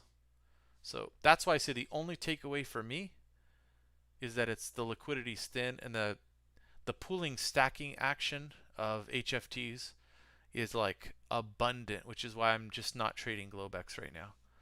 Because Globex has, let's look, moves like this. I'm sure some geniuses bought here and sold here, and they're like, well, I'm a genius for selling here. But, technically, you would have wanted to add here for the move outside of balance.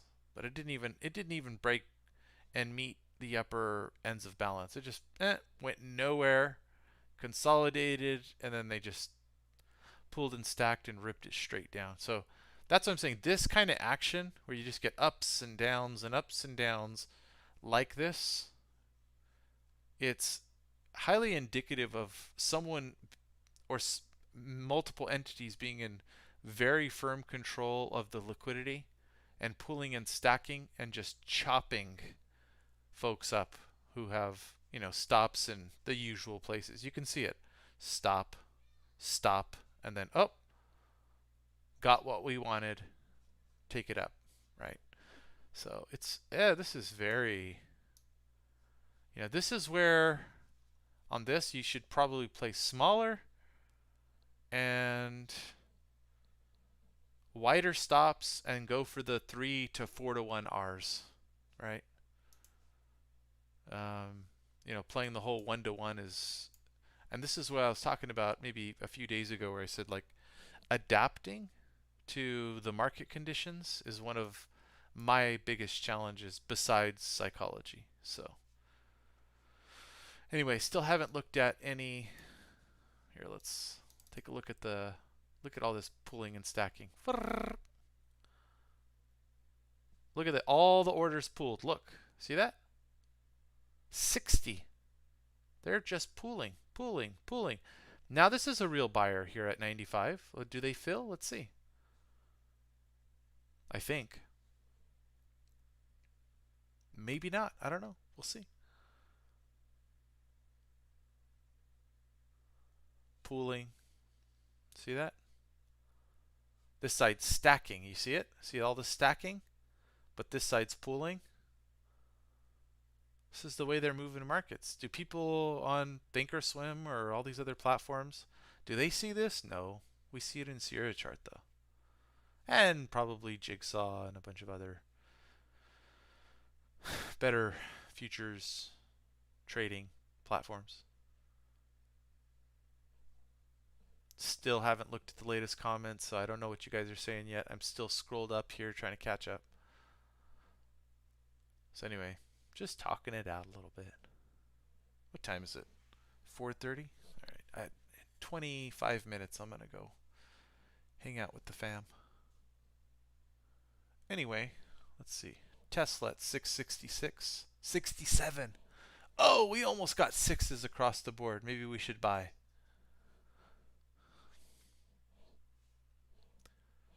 Buy in the name of Jesus. No, I'm just kidding, guys. I'm not religious, by the way, so I'm not mocking anything. I'm just making a joke. Let's buy the 6666. Let's reverse Tesla's fortune. All right, that might have been bad taste. Apologies. Let's see. Let me look at the 5-minute. Anyway, you see what's happening? No more pooling here. All right? Doesn't mean it doesn't go a little further. But they're now starting to add liquidity here. So what do you think they do here? I don't know. You can go look at the footprint, see how it looks. But anyway, negative deltas through here. Negative deltas.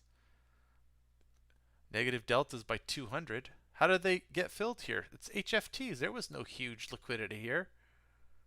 See? They're just adding.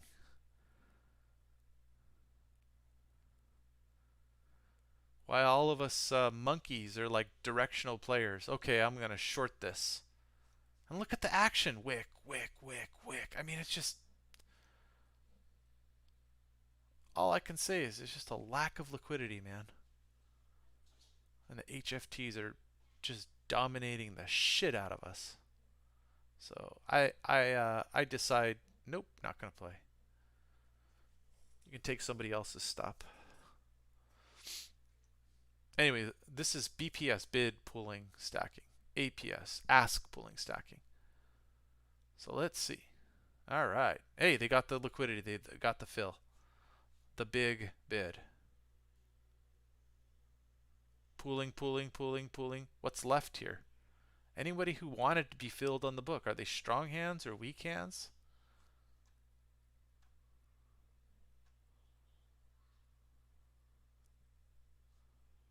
Look at that.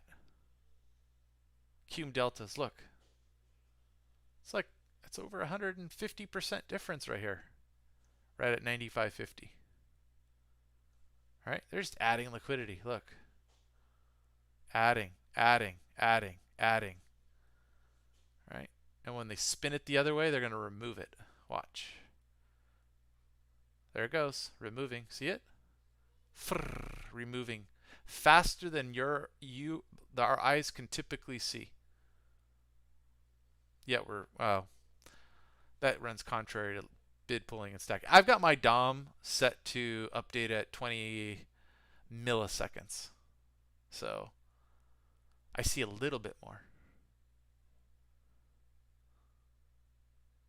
But yes, the HFTs pull and stack way faster than what we can keep up with. But generally, can you kind of see what they're doing? Just adding liquidity, taking away liquidity. That's just, right? Deltas are moving down here, right? You see that? Deltas are moving down, price is moving up because they're pulling and stacking. Does that make more sense?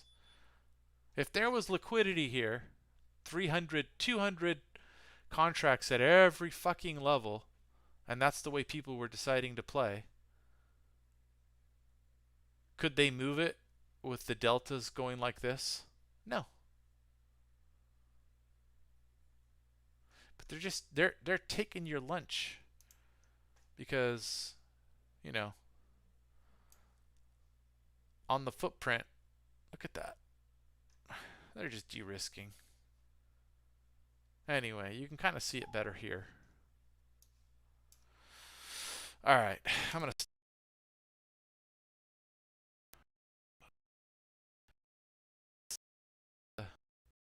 bring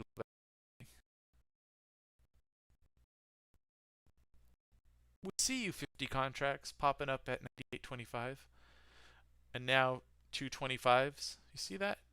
Folks just messing around. Whatever.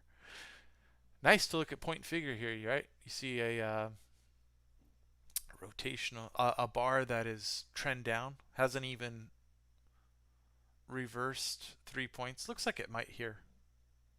96.75. I don't know. Maybe they got enough. Anyway, I'll go back to the comments. I think the rest I already got. Let's see.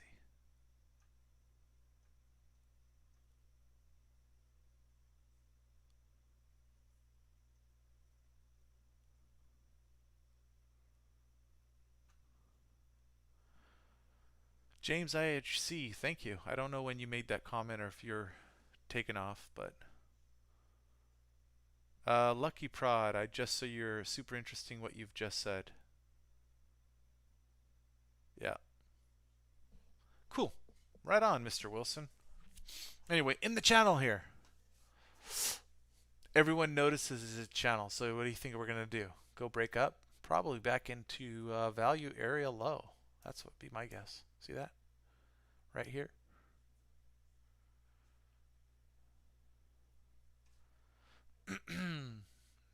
Again, they're vicious, man. What is this, 5 minutes? And the contracts, what, 1,700? But look at this.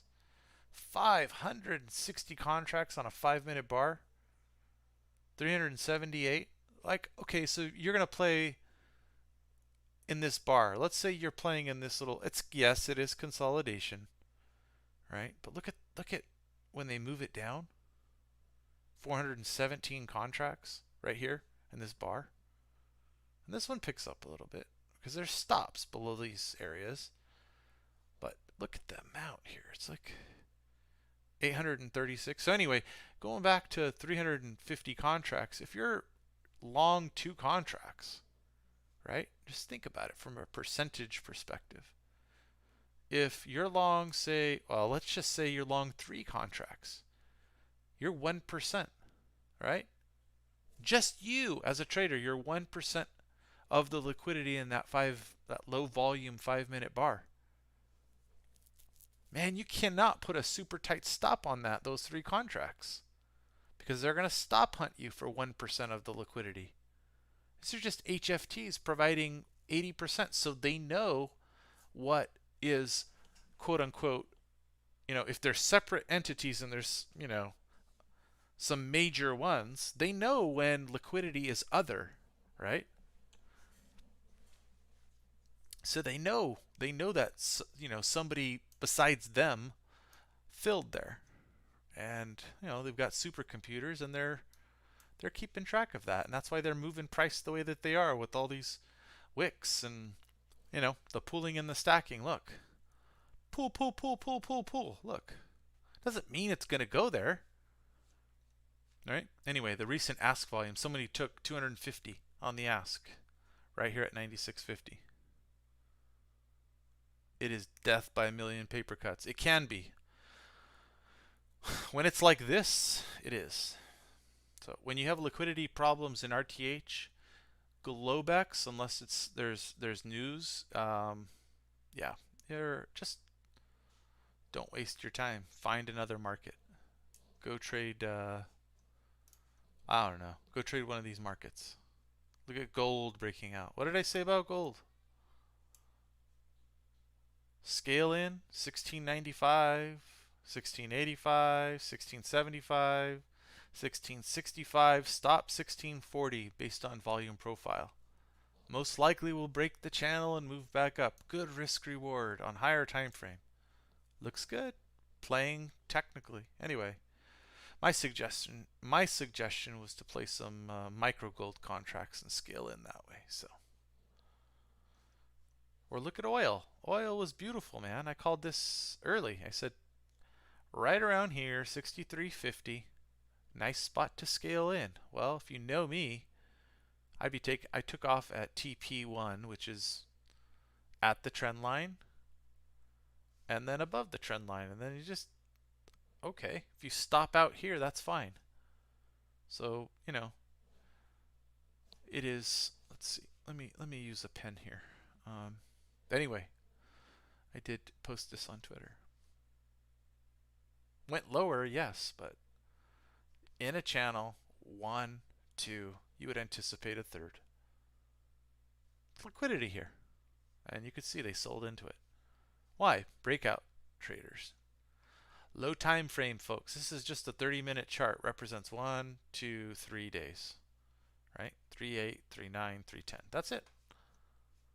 3 days, 1 day, 2 day, and then a third trendline kiss. You would expect it to go find liquidity and then come back and retest at the very least. Well, oil moved a little viciously. Still made a higher low. So we'll see. Maybe we base out here for another move, but whatever. There's lots of things to trade is my point. The euro, right? What do you think I was looking at? I don't talk about all these things, but 1, 2 clear. And then I was looking down here, right? When we made this little head thing, I thought, well, probably break it somewhere here is what I thought. A little tricky. Came back down, but still broke it. So this is a tricky one, but I was anticipating a break and then a move up. Lots of things to play, just using rule of 3, basic stuff still. Anyway, let's look at they bought the Japan Open only to get shit on. Or I'm sorry, China Open only to get shit on. That's been happening. That's a thing. We'll go back and look at it.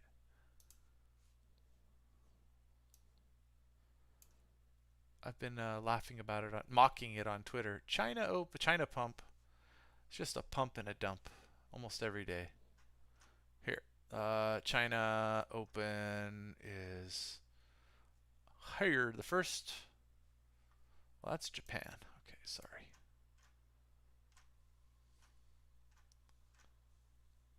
You see it? Pump it. It's pretty funny. You gotta admit it's funny. And then you go back and look at it again from there. Let's use it a little bit better. Watch. But you know, the correlations, now it's 2 days in a row that it's done this. Well, don't expect it a third day. Because all the dunces notice it's a pattern now. Look. So on the second day you do it. On the third day you don't. Look. China pump. It's just a short-term move. That's all it is. Let's go look back at the other one. Oh, too far. Let's see. Yeah, nothing. So anyway, it's only been happening the last 2 days. So what happened today? That's the question. Let's see.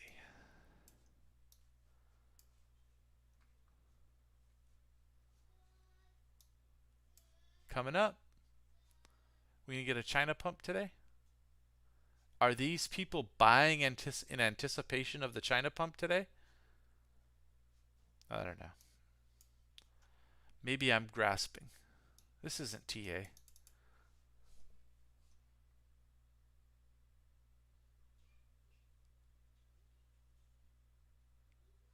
Yeah. Sure has, huh? It's been a little bit of a pattern. There's just movement around the China Open. So you kind of like go to your world chart.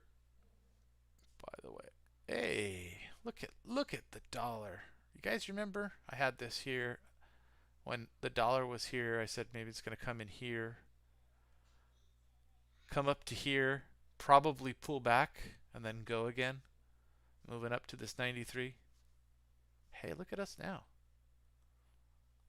Kind of moving that in that direction. We're out of this short-term area right here. Look at that. That's a pivot.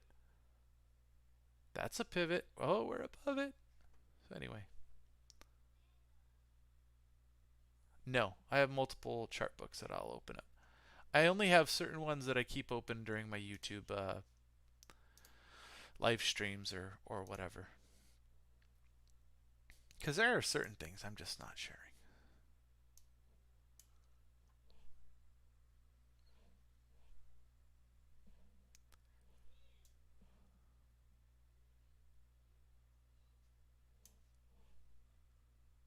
But the edge, let's see. But the edge really is in, right, keeping up with the markets and then, determining the characteristic, the way the market's behaving. That's where your edge is, right?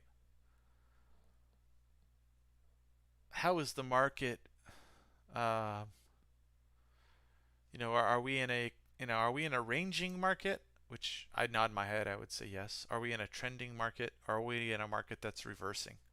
Right. Short term, it's hard to know if we're in a reversing market. I think it's possible, but right now we're just in. I know we're in a ranging market, and this is what a ranging market looks like. So I ain't great at ranging markets. I know my weaknesses.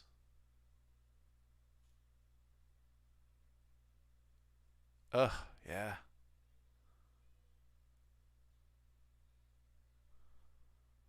Yeah, I don't know. I don't know, Indigo. I don't know that is. I don't think it's possible in Sierra chart to sync them all. Hmm.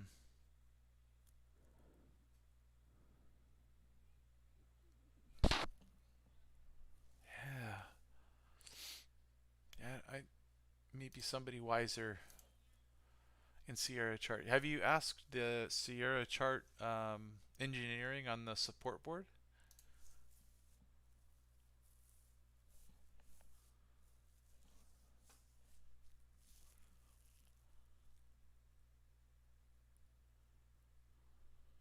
Anyway, what was I getting to? Let's go look at China here.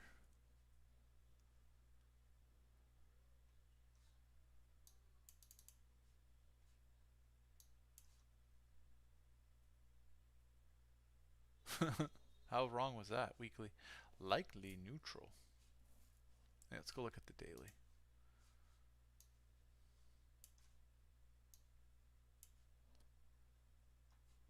On support.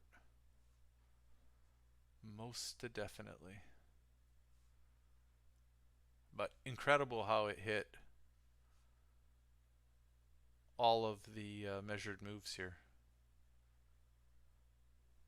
Really nice. Really nice price action.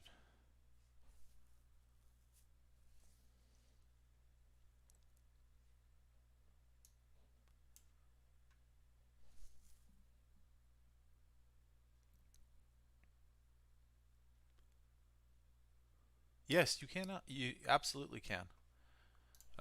So Mr. Wilson asks, can you create entry signals off of order flow data in Sierra? And the answer is yes. Any study you can put onto a chart um, where you can say the condition is true, you can create an entry.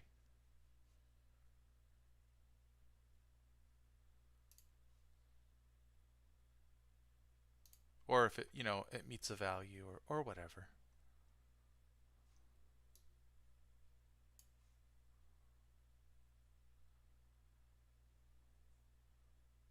So anyway, on China indices, keep it simple, stupid. That's, oops.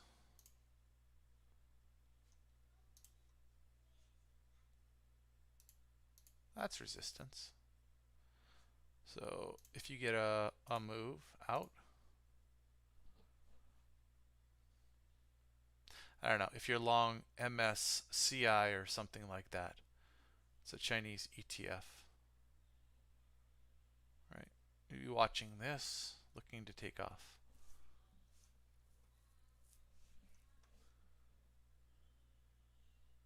Yeah, I have auto trading set up on another chart book for footprint, but it's tricky. I'm still working on it. I'm not a coder, so just learning the language, learning all of the various, so when you fit your system to something really specific, you hardly get any signals, and then you learn over time that if you make your signal too broad, or uh, you know, if you've ever done any of that, you know how difficult it can be. That's why a lot of folks stick with the simple moving averages, or just moving averages in general. They tend to give fairly nice signals, and you can get a nice visual on them. Anyway, rolling over. That's some nice movement.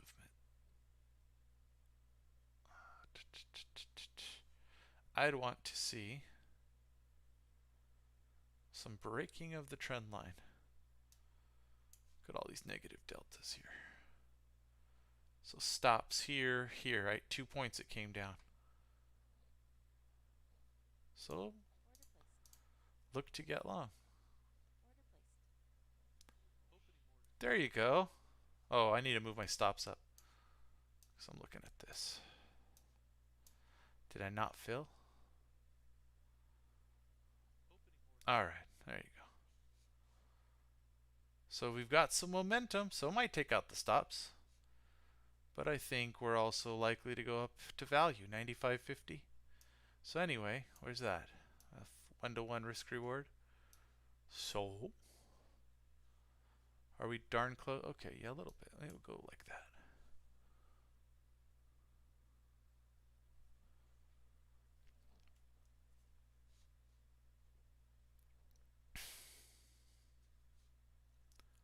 $200 SMA here too. Who knows? Maybe they go find liquidity here. So they got the stops underneath this low. They got the stops underneath this one. Did they not get the stops underneath it? Not the stops here? I don't know. Look at the pooling stacking. So anyway, that's a 1-to-1 risk reward kind of setup, right? just around a trend line. Oh, hesitation. All right, go hit the, there you go, you're out. Now, there's no liquidity, right? So if I were to take, what was I, 15 contracts long? Just look at the liquidity, man. I mean, the algos would have sniffed that move out, right? If other took 15 contracts, they probably wouldn't have instantly bought up the book like that. But anyway, it's 1-to-1. That's $1,200. So in a different condition, I'd be on my live account going, okay, yeah, I'll take a few contracts here or whatever it is that I trade size-wise.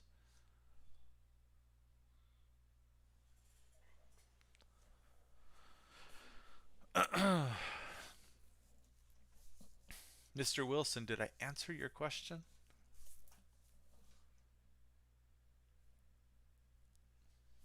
Or not really?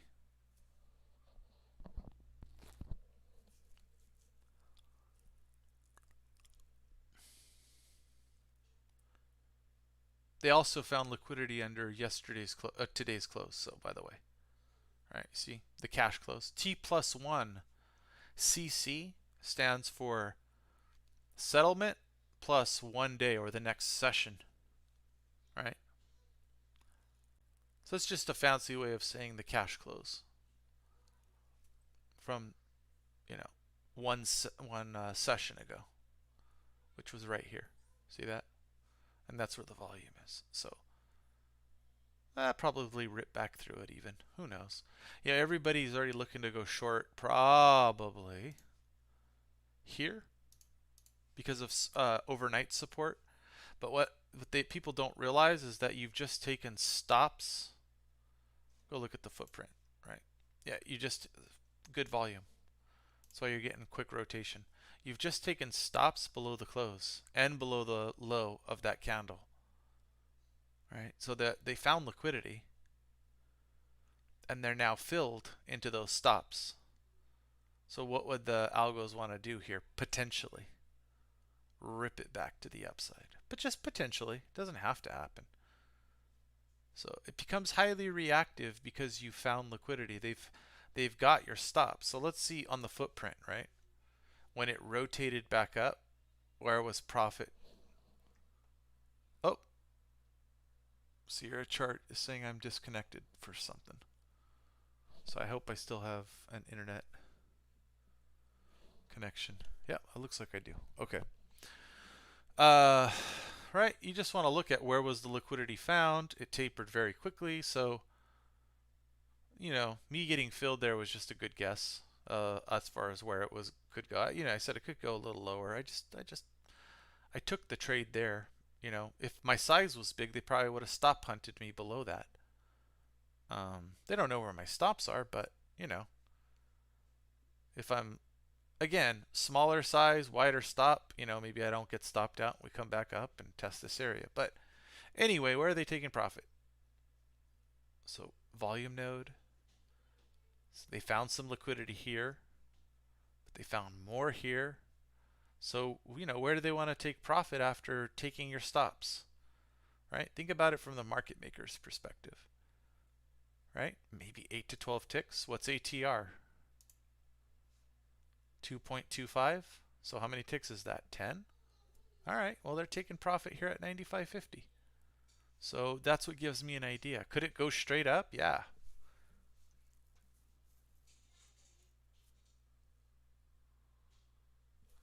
Well, just knowing what that setup is. Where you find liquidity, right? We found liquidity here on the weekly candle, right?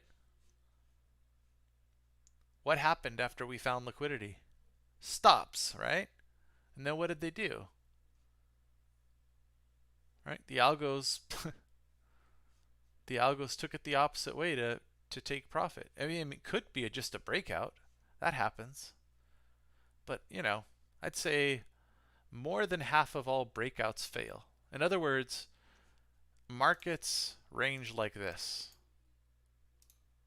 often. Okay? Right. And let's go. Let's do this. So okay, stop. Oh, find liquidity. It either goes or it comes back in. If it comes back in, what's sitting above now? Okay. If you're looking for the best entry, what are you going to do? Well, you're gonna short. If you know you're not going to support a buying, you're going to short here, right? In this, oops. Anyway, rule of 3, right? I'm just showing you rule of 3, right? Oh, stops, hit, comes back up or goes down, whatever, right? And then, oh. So now where's liquidity? Because all the dummies are like, well, I'm going to short this trend line exactly and have really nice tight risk, right? Oh, this gives me a good setup. And my risk reward is, oh shit, I'm risking 1R to make, I'm going to go bottom of the trend line again. I'm risking 1R to make 9. So I'm a 9 to 1 R's kind of guy. That's the kind of trade I like to do. I'm mocking because this is the way everyone's taught to trade. Or not everybody, but a vast majority. Well, you're going to lose 90% of the time on this kind of trade, you fool. So enter here and then target the middle. Or maybe do TP1 here and put your stop, right? Look at this structure. They're going to aim for liquidity above this previous swing high. So if it breaks, they're going to find it there and then they're going to sell it. That's how they do it. It might even be a 1 or 2 wicks, 1 or 2 ticks up here. Doesn't matter. Fight for price. Try to get in here. Just have a resting limit order, right? If they take the stops above this area, it's probably gone. There's too much liquidity for sure.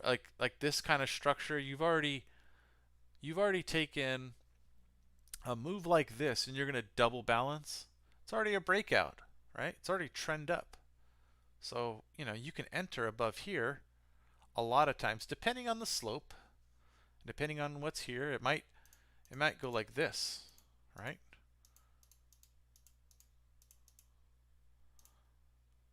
Right, and then they find liquidity. Here's the trend line.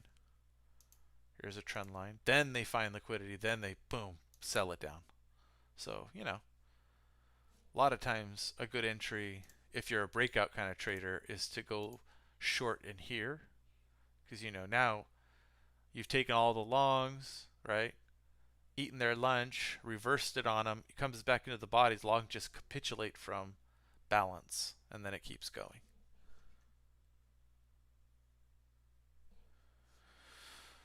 Anyhow, I don't know if I'm being clear or not. I hope I am. Let's just undo all this stuff.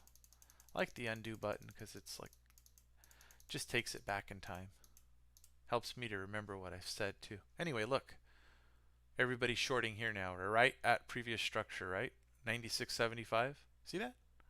So it went higher, but I don't care. I got my 1Rs. Does that make sense? 15 contracts, 1Rs. That's $1,200. I don't know if you guys can see that on the screen. Oh yeah, you can. Okay, 1190, 450, whatever.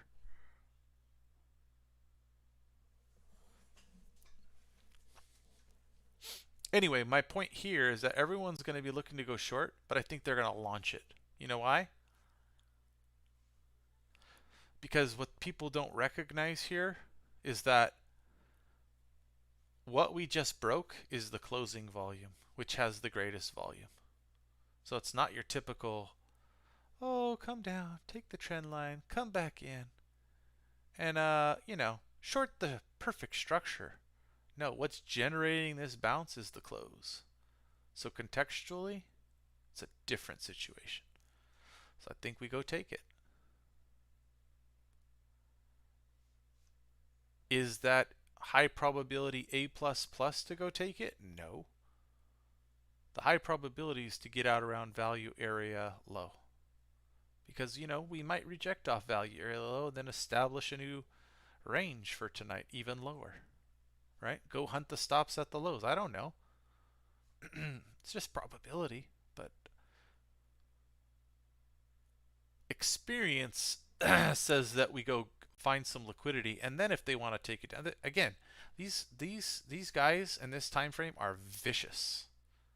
They might hunt liquidity all the way back up to this big Globex negative delta, right? This is where they built their position, and just sell it again. Whoever sold here, big negative deltas, might just sell again. But would that crush everybody? Would that crush all the longs? I mean, crush all the shorts short term? Yeah. And just get them to that state of like, fuck, I don't know what the fuck I'm doing. I'm hopeless, right? Because why? We have trend line here. We got this trend line. We got this tight channel. So what, when we break the tight channel, what is everyone going to do? Go long. But, you know, maybe the ultimate goal tonight is to go hunt liquidity to the downside like we've been doing every damn night. I don't know. I'm just speculating. This is just my idea, right? Path of most pain is how I see the markets most of the time.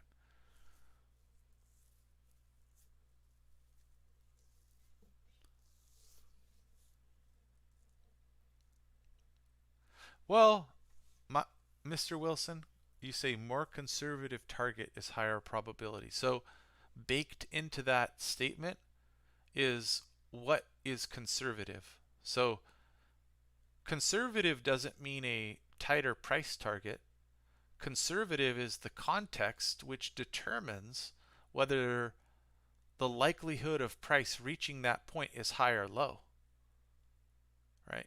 So in this case, I was just saying that the likelihood of us having a reaction of value against value area low is just, it's higher, right? So I'm, because I like to play 1-to-1, right? And that's just my shtick, right? I'm willing to get out there.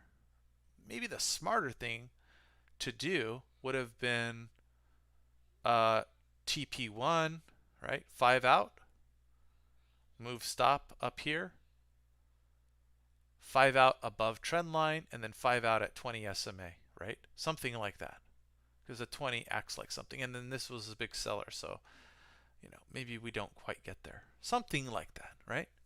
Maybe that's the better risk reward thing. But, you know, again, if you turn around and stop at this point right here, after taking, you know, only 1/3 of your position, you're not doing a 1R kind of move. So we could have just as easily come down, taken my stops, and come back up. So I don't know. I just like getting out at 1Rs.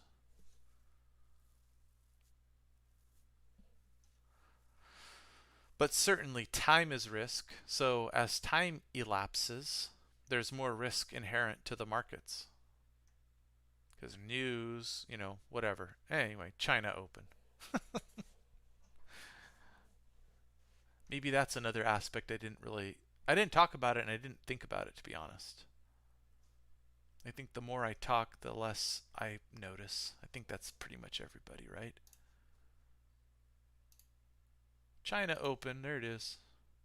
Pump it, then dump it? I don't know. But I probably should have held on to this, considering the move after China open is usually up.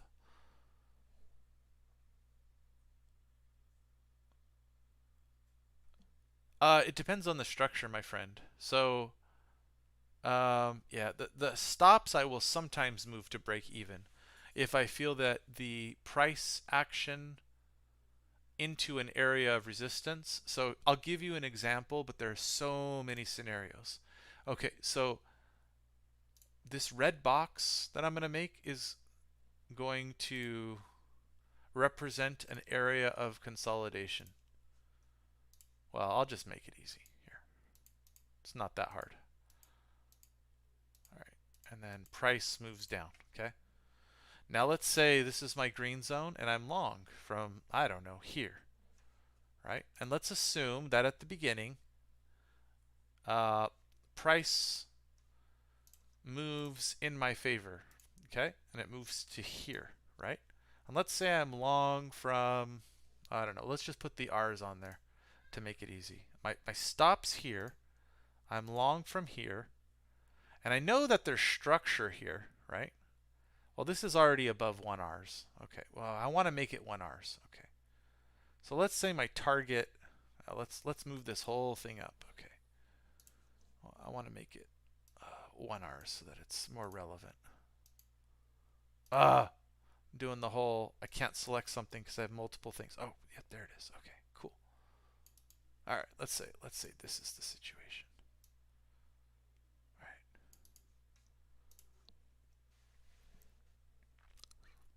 I don't like this the way I set this up. Okay. I don't want to necessarily move all these levels either.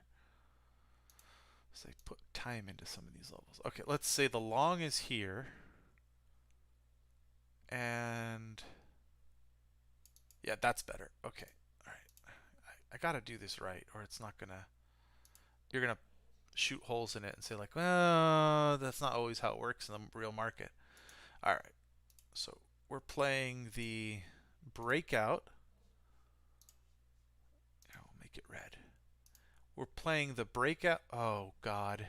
I am a struggler. Sorry, guys. Let me put the R's back on. Stop. Okay, that's the one R right here. 1, 2.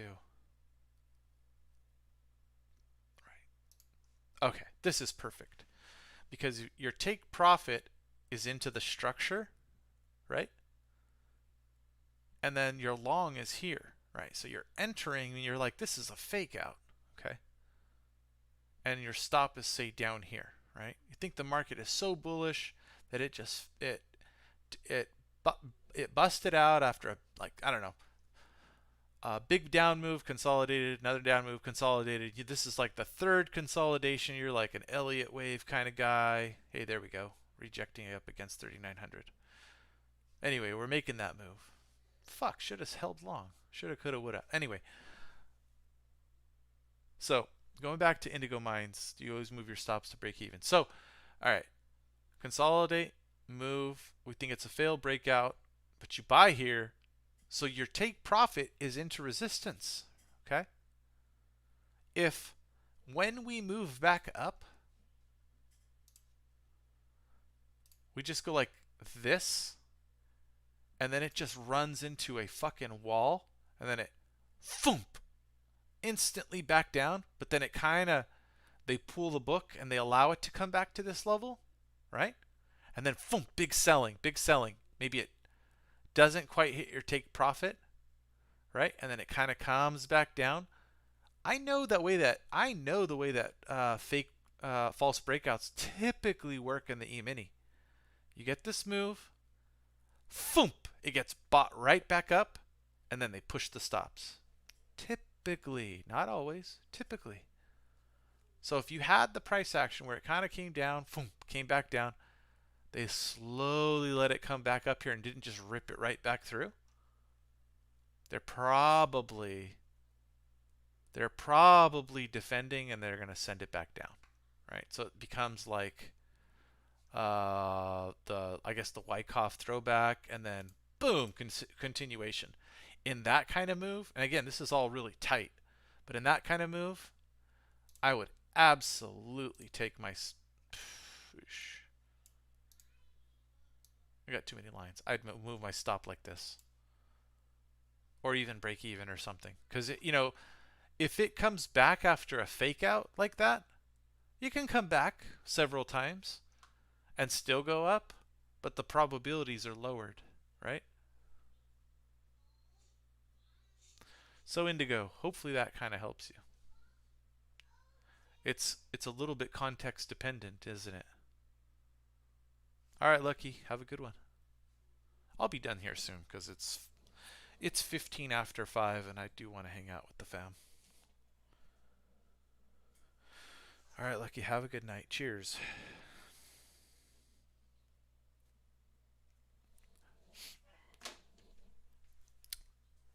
Yeah. So, no, I don't always move my stops to break even, and it just depends on the structure. But I know a lot of guys that do that, and of course, you're skewing your risk reward on your long-term plays. So that's where you got to say like, well, if you're constantly doing that, in the future that your winners are going to be way smaller than your losers, right? If you always let your losers, if you don't ever move your stops, right? Because The reverse is also true here, right? Because you could if it comes down here and then it just like kind of comes up a little bit and then it starts to move down, you could just be like, well, I'm not going to be uh, stubborn and not move my stops. Jeez. All right. You could say like, well, I'm just going to stop out, right? Like that. But most people I find won't do that. They won't tighten up their stop and get out when they see the price action kind of hesitate because they're in profit. They're like, well, so you should be letting the price action and your knowledge of how price moves around certain kind of setups dictate a little bit where you move your stop. But again, that's a lot more complicated than if you're teaching someone and just saying, you know, on balance, leave your stop alone and leave your take profit alone. And, if your risk reward is 2 to 1 and you're winning more than 50% of the time, you're going to make money, right? This is a lot more nuanced. Okay. So it's easy to say, well, you can fuck this up over time, and that's true. You could. You could massively fuck it up over time. Anyway, they're dumping the China close. Let's see.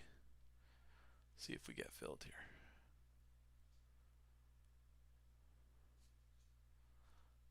We'll put our stop at 39. There you go. Fight for price. Who knows? Might get stopped here. This is not a great setup. It does. It backfills a lot.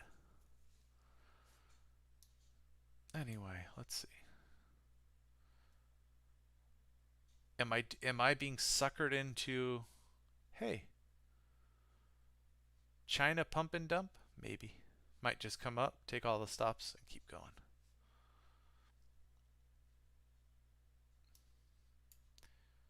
Anyway, I like a trade like this to the downside. 38, 96, 50s. Come back and see what happens. But this kind of setup is questionable. So that's 94, 96. So that's still about 1 to 1. 25. Yeah, maybe a little better than 1 to 1. Whatever. Let's see if we go give back our profit here. So anyway, risking 10 times 8,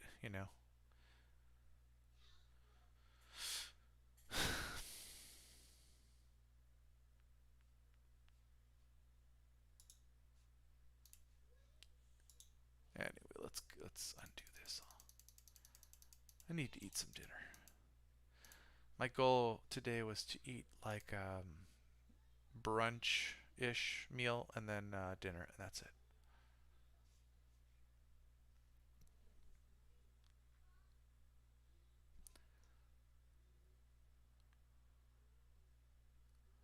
See, I think if we go take out this swing low, that will trigger a bunch of stops and liquidity into 95s. So let's see.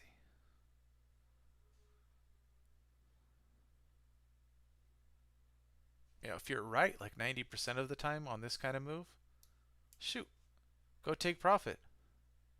Serious. If you can trade it this well 95% of the time, go take profit on this bad boy.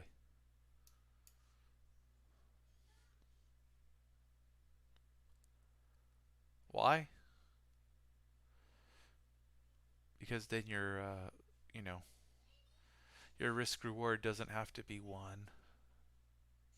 It can be like 0.75. You'll still make money on balance.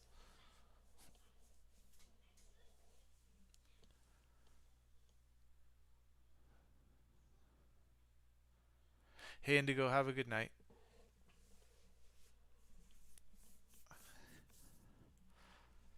Someone was pointing out to me the other day, do you, oh yeah, I remember who it was. I won't mention him by name. Signal bars on the 5 minute. I mean, what is this? Indecision bar? Indecision bar. Oh, and then it went down. I don't. Yeah, it's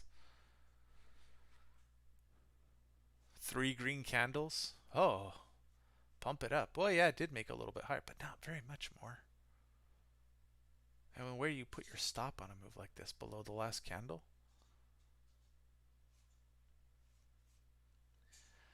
Yeah, not a fan of 5-minute candlestick charting patterns in Globex.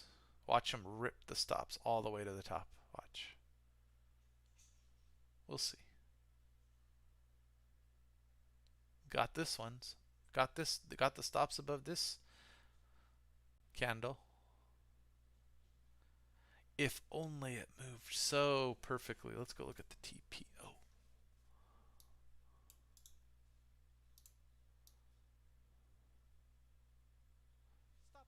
There you go. Stop filled. Look at that happy sound. Happy sounding voice. Stop filled.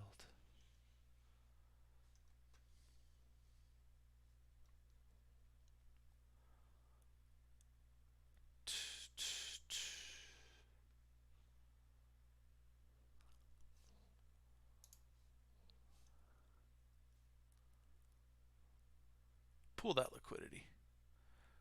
24, 25.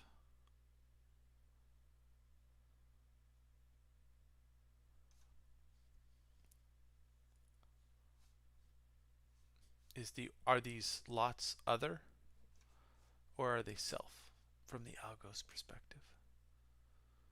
Because they love to buy them and then push it up a little bit higher. Because this is a game. I'm gonna let this play out, then I'm out of here. Unless someone gets me talking again.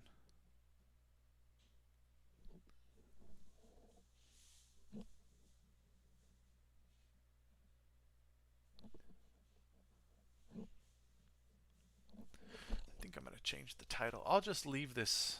I'll leave this live stream on if somebody wants to re-listen. But I'm gonna change it to something else. Yes, live stream. We'll put the date on it.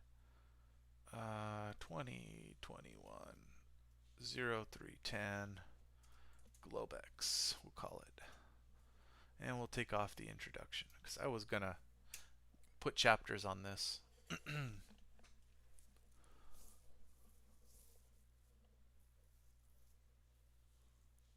Homer Simpson. That's my voice, man. That's a cheery Mike voice. Stop filled, right? Stop filled. I'm happy. Even though I'm not happy. It means I'm wrong, but you know, admitting you're wrong in trading is like it's a good thing, right? Because you're saying that you're not too prideful enough to stay in a losing trade and you're defining your risk. So, I'm happy to stop out. So, that little wave format of my own voice cheerfully saying stop filled is just my way of reminding myself stop the hell out when you're wrong. Take it on the chin, be wrong, and live to fight another candle or session or day, whatever. Don't do what I did on GameStop today. Fuck. It's weird when you do something like that you haven't done for a long time. You just haven't made a mistake like that for a long, long time. Hey, Tesla sold off a little bit after hours. 664. It broke the 666. Anyway, it's weird how you get all of the emotions associated with that, and they come back to the surface, and you're like, man, am I regressing? What am I doing?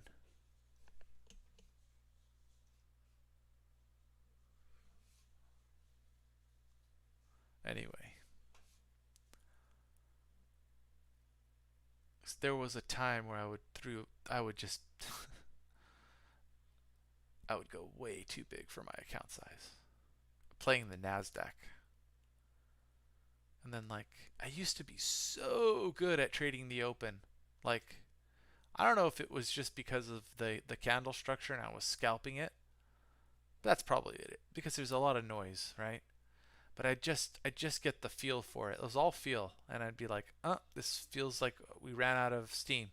And then you get that morning reversal, and then I just start spewing contracts into the book, and then I'd make so much money, and then I'd piss it away at like 9:30. From 9:30 to 11, I just piss it away. So making higher lows, I think we just go push up to VWAP and then take stops at VWAP. That'd be my guess. I'm gonna go stop out. All right, that's okay. I think it's gonna be a losing trade. Rather stop here than higher. I've been trading for a long time, my friend. Over a decade. And all I do is trade. I don't I don't work in the traditional sense. But what was I talking about? There was something I was talking about. Oh, yeah, just how I used to trade the Nasdaq. Then I piss it away by 9:30, 11 o'clock, and I'd just be like, "Why am I playing? Like this is the momentum's gone." I just, you get confident and you think, "Man, I'm reading the market so well. I can just continue this." And like every other fucking day, like on balance, I'd win more, but like I'd say I have like a good morning, maybe a few mornings in a row, and then I have few good mid mornings in a row, and then all of a sudden, like by the third day, I'd give back 2 of the 3 days, just all the profits trading from 9:30 to 11. But my opening uh, bell trading was just phenomenal, and I give it all, and I vow to myself like, nope, not doing it. I did that again. I'm not gonna do it tomorrow. Like obviously, I have a problem here. Like I'm not trading it well. Just take the probability. Just I'm probably gonna lose it. The markets chop around, and then next day comes along. I'm up, big old cushion, and I'm like, man, I have a big cushion. You know what? I'll just trade small contract size. I've got to learn this. I got to give it all back, like with like incredible losing rate, like lose two, gain one, lose two, gain one, lose two, gain one. Like my R's were like 1 to 2. Because I was doing the whole small contract. I'll add to this one. So just violating all the rules. Add to losers. You know, just pushing trades. Trading without edge. Not defining my setup correctly. Allowing my bias, overconfidence, to make me see a setup that wasn't there. What are the first two columns? First two. In my DOM, Jimbo? Are you asking about my DOM?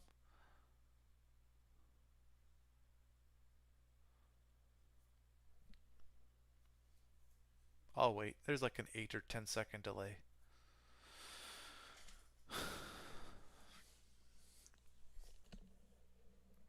From what I'm reading and what you're hearing. First two columns.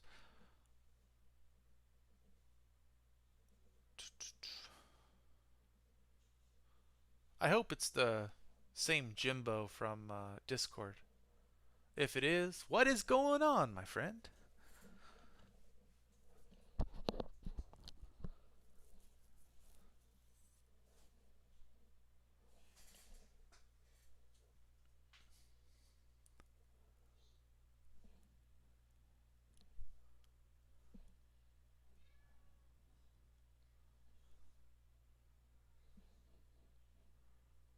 Anyway, I don't I don't like to keep playing here. I do think it's going up, but I just think that this is like a 50-50 probability chop area. This was a higher probability trade.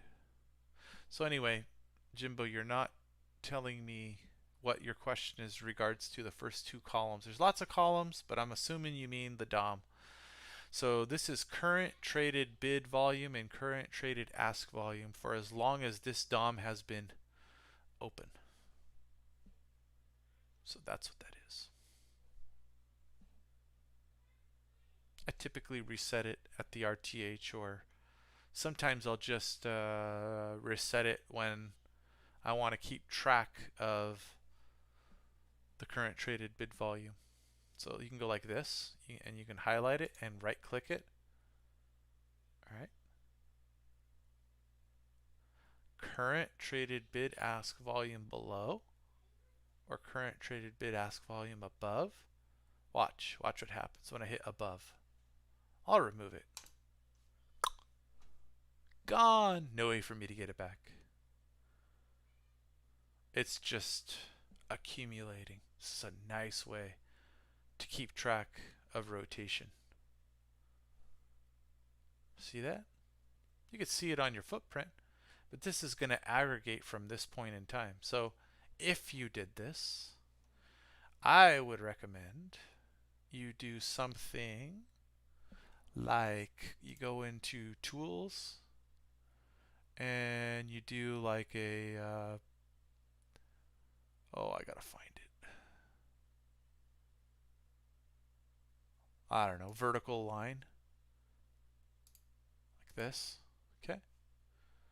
And then you modify text and you say cleared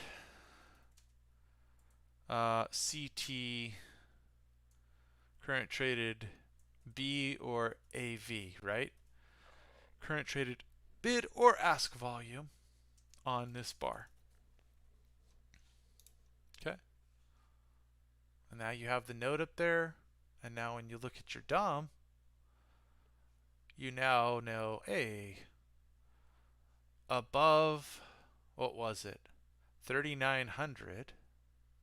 So 3,900. So let's put, so the price action from 3,900, and let's go like this. Modify text. Cleared CT B or AV at 3,900. Whatever. Okay. Now you have your X and Y axis, and you know at what bar this is measuring this, okay, and at what time. So, and at, I'm sorry, what price?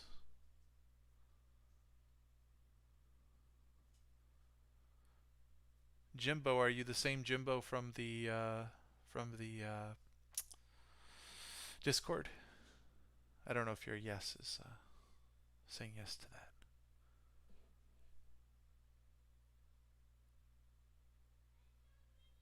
Because I always enjoyed your candle charts and your trend lines and your calls. Always very good. If not, no worries.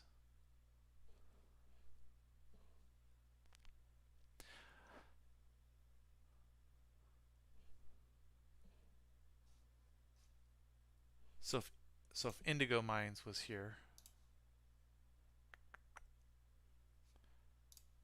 this is a good example of moving and stopping out before my actual stop. Just because I thought based on the price action we're going to go higher. Too close to VWAP, and they love to take out VWAPs in the Globex. They just love to. It's a thing. I'm telling you right now. It is a thing. Oops. Yeah, anyway. This line is super, super, super ugly. Gets in the way of the candle. See that? Anyway. You can always widen it out and make it transparent or something like that. Do you track setup stats if you are using subjective? Good morning, Happy Life Back. Oh, how do you track setup stats if you are using subjective analysis? I keep a journal. And at this point, I am also very good at remembering why I got into a trade. So everything's very well defined. And I talk it out like crazy. My wife will attest to this. I'll review my trades with her while we have dinner or something, and I'll just talk it all through. So my wife's actually very good at TA as well. So there we go, break VWAP.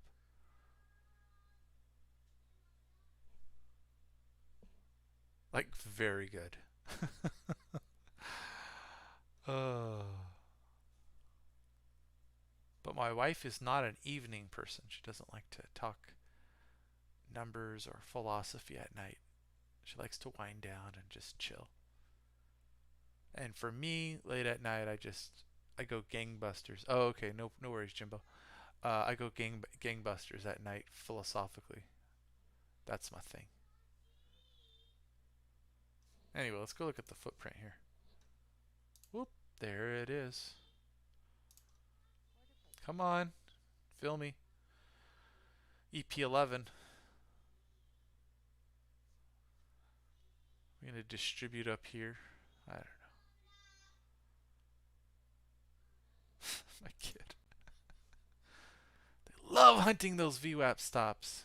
You assholes. 0225. Whatever. Why did I already said I was getting off. 5:37 over here. It's time for me to eat dinner. A nice good dinner and then asleep by 9 o'clock is my goal. So 3 or 4 hours of digestion. So anyway, hope you guys have a good night and hope this was somewhat helpful. I enjoyed the questions and I enjoyed the feedback and stuff. It makes me think. It makes me work a little bit too. So I like justifying my trading outside of my own mind. It keeps me real. So keeps me honest to myself. So have a good night. Good luck out there in this Globex Chop Fest playing against these algos. And take it easy.